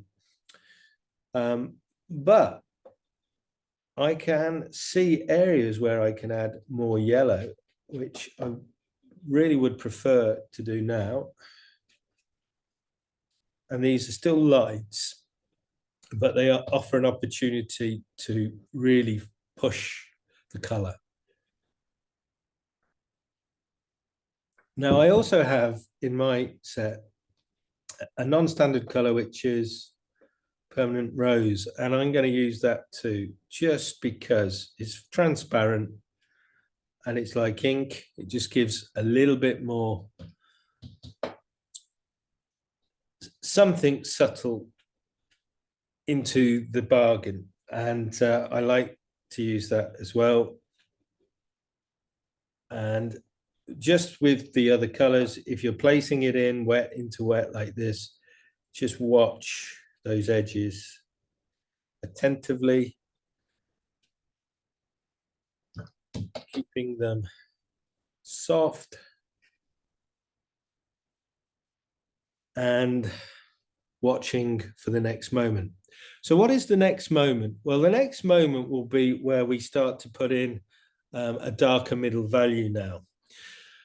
There is a final value, which will be the dark accent. But while we're in this moment of waiting, because it's at this point, if you touch it, you will find that your finger will lift the paint off.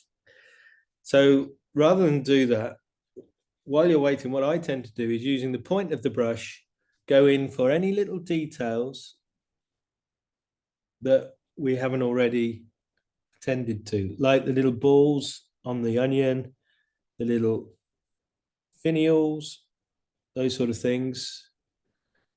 That's what we do while we're waiting, because it will keep our mind away from dangerous territory known as fiddling, which a lot of watercolorists, including myself, are guilty of. If you see things like the trees in the background and you want to illuminate those, go for it. That will be fun.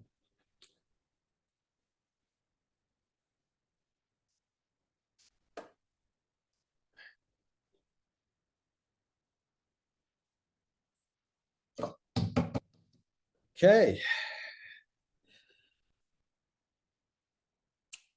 So where to next? Well, I'm going to show you the value map. And this time with the value map, you can find it again. Keeps disappearing. There we go. You can now see where the dark middle values are occupying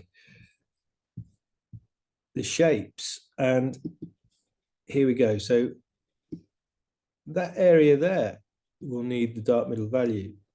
These areas here are going to need the dark middle value.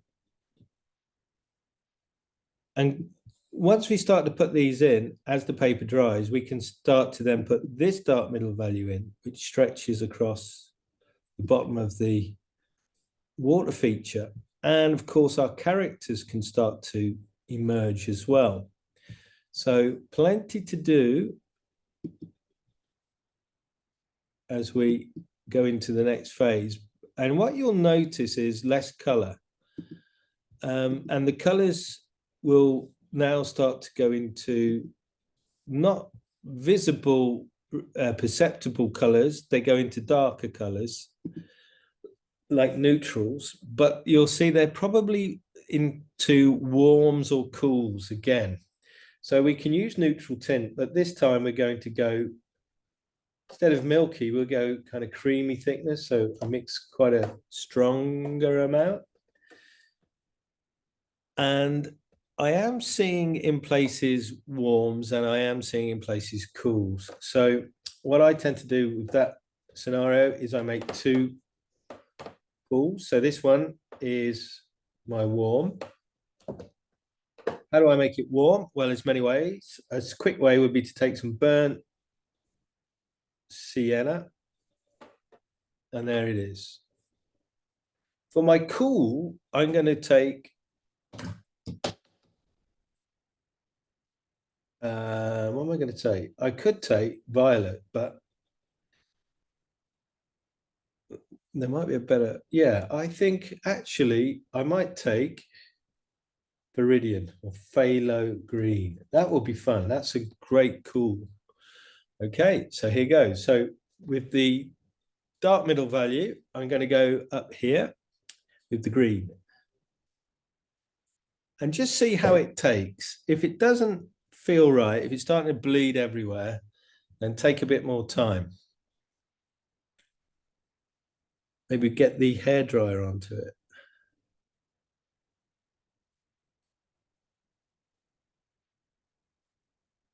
There we go. So just building that one out. There's also a little point there, which is fun. Underneath there, it was a little bit darker. Anywhere else? Yes, under this onion, a little bit darker and cooler there.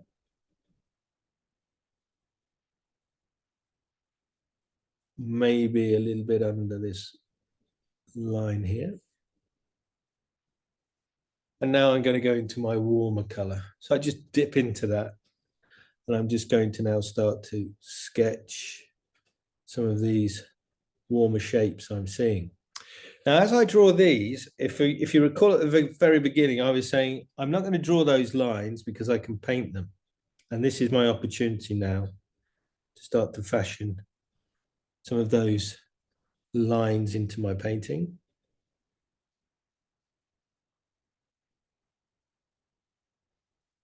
Like so.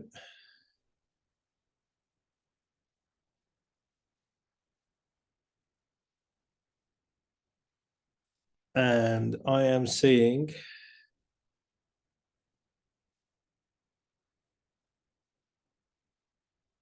almost like a fireplace rather than the Mexican's trousers now. I'm seeing lines coming through.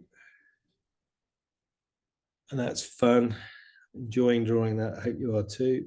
And then I can bring that same color into my archways.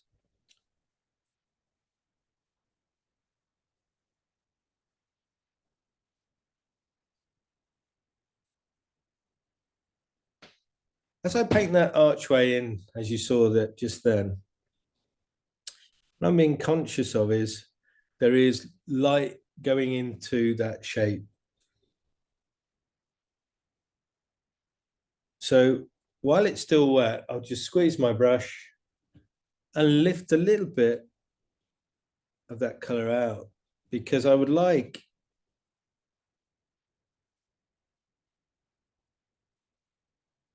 for a bit of form to be showing in there.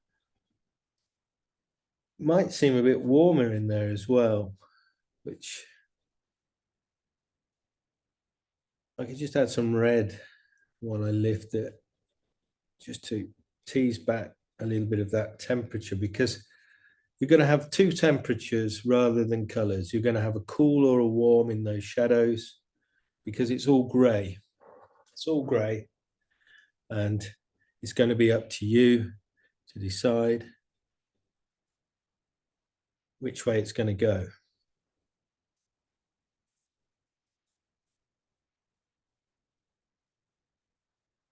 Yep, that's feeling better. And now I I take my brush over, move over to the left, and I'm starting to build the next tone into these areas as well. So usually you'll find that it's self-explanatory. Wherever the light can't get to, like inside that little bell tower, it's going to get darker. And then also onto this edge of the building, there is a lot of that beautiful inlay. So I can have a bit of fun drawing with my brush, shapes within shapes. And I'm enjoying it because my brush is more capable because it's got a point and it can be used as a point to draw. And then it's also got the volume where I can just push down. So I can start to dictate all sorts of details and shapes within shapes. And again, if it starts to become too prescriptive, which it surely can, you can start to see lines getting a bit dry. You see that? There is a way around it. And I'm going to show you that. And it's just the same as what we did before. But before I do that, I just want to put an extra bit of depth at the top of that arch and down and into my temple here. 3 layers, literally like this, and this. See that? Just really making it up. But I know that the shadows are below and the lights are above. So there we are. And that's starting to work. But do you see what's happening? The paint is drying. Eventually, all the good things start to end and you go into an area where it gets difficult. So what do? Well, I just put that last shadow in there because I know that that will be the same value. We've looked at that before. And I'll bring some of this darker tone through and underneath my cloud.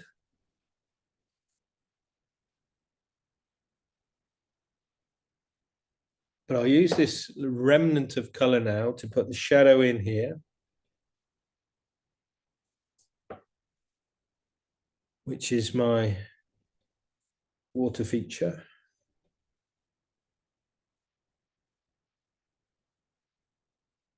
Stretching outwards.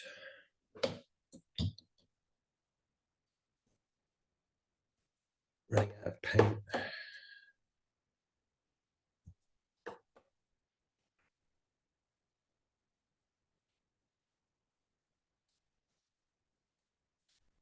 A little bit into the center. Maybe add a little bit of orange into it for the central area here. As you put it in, you'll probably be able to tell if it's too much. If it's too much,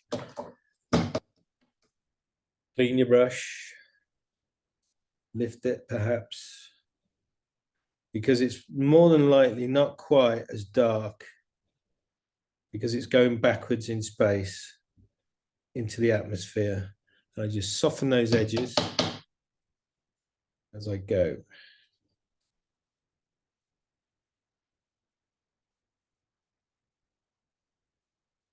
So I just soften all of these edges where I've moved forward.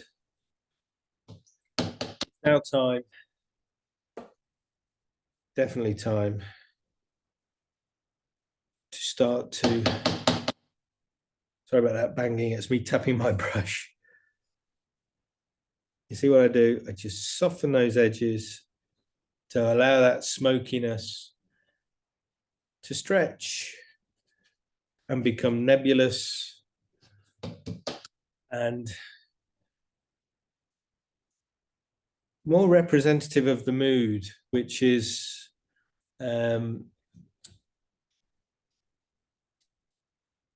dusty, full of this smoky atmosphere, steam. Now, while I've still got a little bit of that neutral tint, he says, as he mixes more because it's running out, I can start to put those tiles in. But before I do that, I just wanted to spray this shape here a little bit because it's becoming too linear in places like there. So I just protected this area as I blast with my atomizer. Got to be careful it doesn't, I don't overpower it. And even at this stage, you're analyzing the situation and thinking, have I got enough golden colors? I just wonder about that. And I might just push a little bit more in.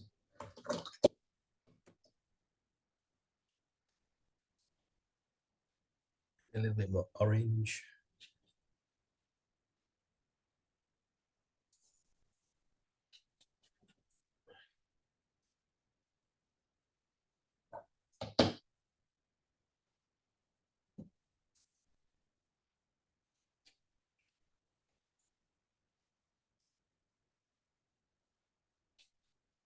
Because the very last tone that we put in is literally going to be the frame that everything will be contrasted with. Everything in this painting so far will be contrasted with that. So this now has to be as bright as it can be in the places we need it bright, and as soft edged as it can be in the places we need it to be soft. So I just keep softening wherever I feel it's not soft enough yet.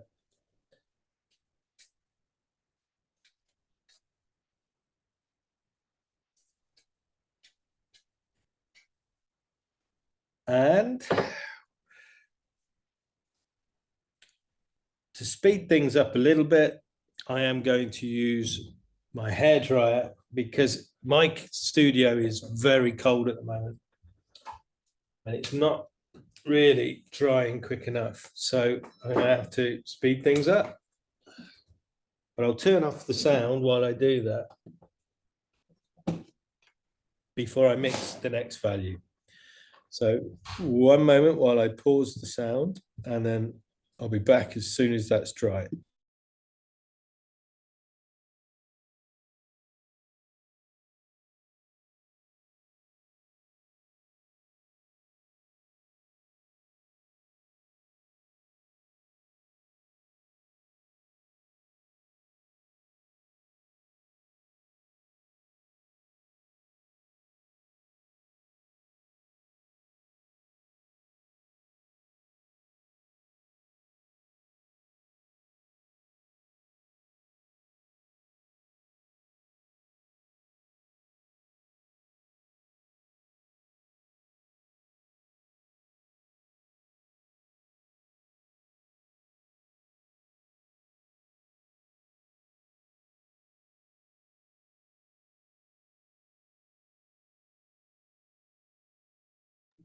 Okay, it's dry. That was great. It's always good to use hairdryer when it's like that.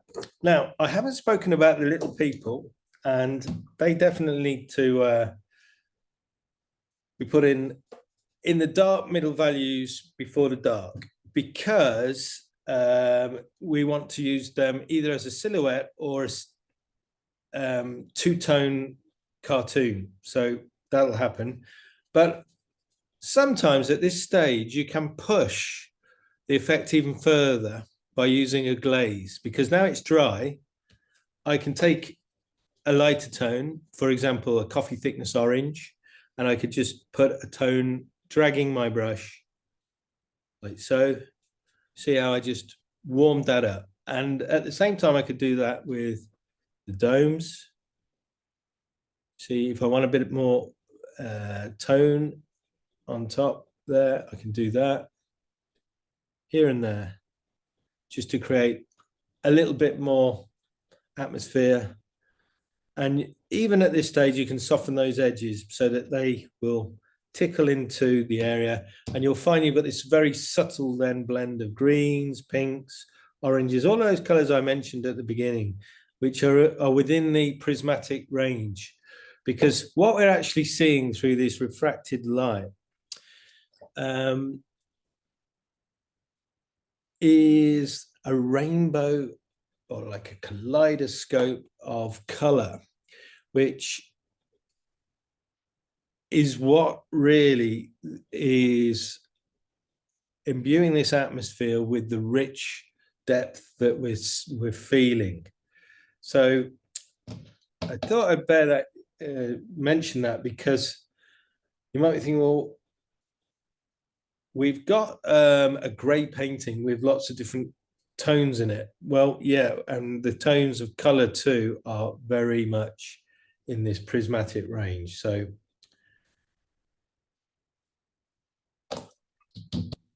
it's obeying physics, really. And the rainbow itself is really what we see when light is split, and it will follow that that scale of color: yellow, orange, red. Red goes into crimsons, crimsons into violet, violets into blue, blues into greens, or turquoise into greens, and then greens finally into yellow, which is where we started with the raw sienna. So that's why we've come all this way around to get to this point where the absence of white light and the prismatic effect leaves you with black. Okay. And that's the other side of the light. It's a silhouette shape. But I did mention these figures. I'm just going to use raw neutral tint, creamy thickness, just to paint my little match, my little carrot people in. Just because without them, the painting is, well, it's fine, but it just needs a little bit of life. And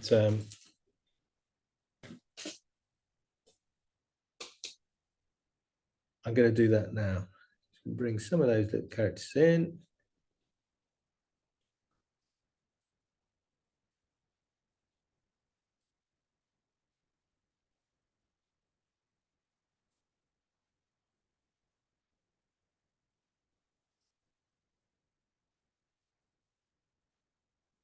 And they can have a final tone with everything else. There's a couple of little characters. I'm not straying too far from the original plan.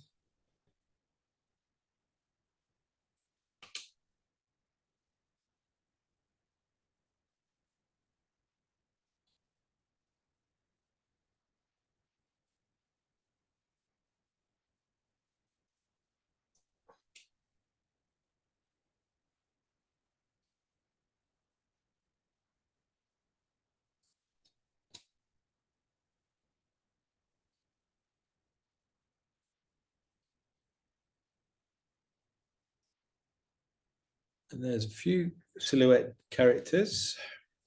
They also have a shadow that rakes off in the direction, literally, that was set for them by the sunlight. So that rakes off like so.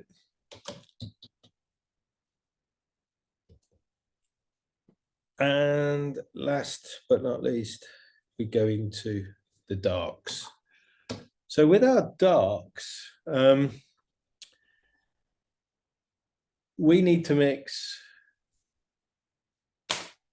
pretty much creamy thickness, neutral tint. I'm not really going to change that. It's going to just be dark. You could add a bit of green or purple. It wouldn't matter. But remember that there were only two dark arches, these two.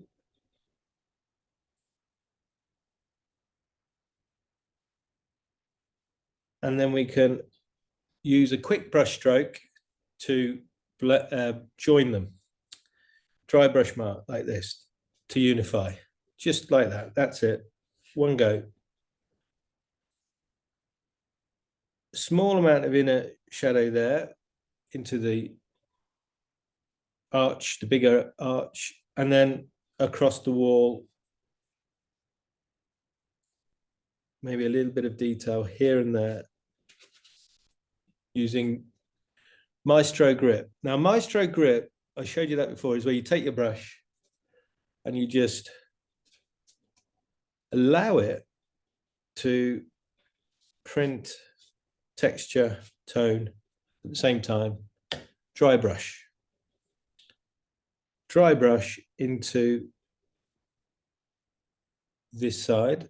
There's just a little bit more tone there and a little bit more tone here. And then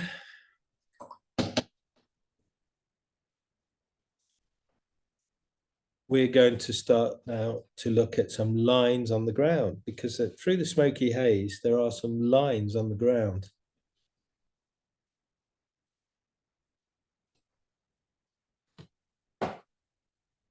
Especially here at the side of the plinth of the water feature. And then we have these tiles, which seem to go off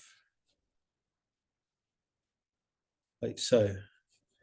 Now with these, what I'm going to do is I'm just going to print out some tile effects like that.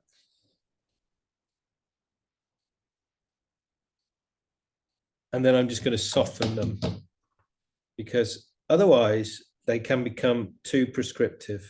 So I just clean my brush and I just soften them. But you can see that once you start softening them, they kind of merge into what's around it. And hopefully that'll give you the effect of the surfaces. Now, remember that everything sort of does follow the atmospheric perspective, but it'll also follow the linear. So as I bring these tiles now towards myself, I'm trying to navigate them as if they were going off this direction. So there is a point where they start to go, instead of going off to the left, like these are, they straighten up. So about here, they are straight. So you get like a vertical line of tiles for a short period. And then after that, they start to rake off slightly out to the right, like so, which is awkward because we really want to start getting those tilts going dramatically out, but don't. Keep them like clock's hands, a minute at a time, gradually moving, and then soften those edges, because we've done really well. We've got through a very challenging situation of atmosphere. We now bring it into linear perspective and depth. But you see what I do? I just soften those edges again, allowing those colors that are underneath to really pull forward. And even now, it is possible to glaze more color in, should you need it. But I don't think I do. I just need to soften a few of these edges, especially these darks, as they tip down into the cloudy atmosphere. I want those to, as I push my brush, it does two things at once. It softens the edge and also enriches the atmosphere, which is great. Even there, look, just soften your brush and just let it do its thing.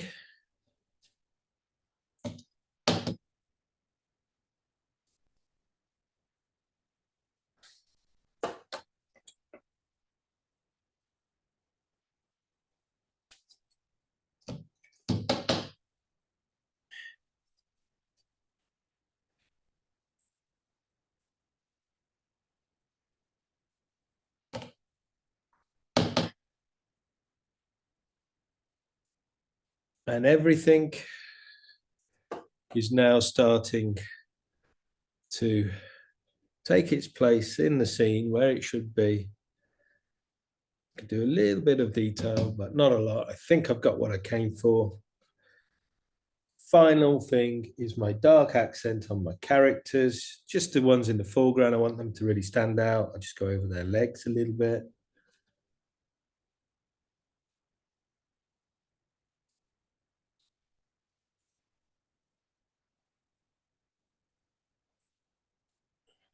Make that one stand out a little bit more.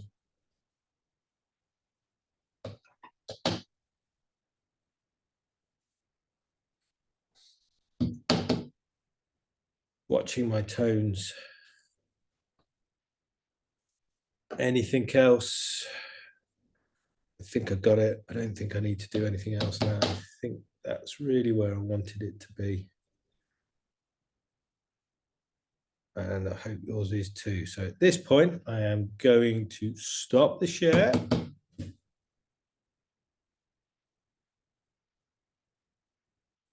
Always find something, don't you? There's always going to be something. Just a little bit more touch there. There.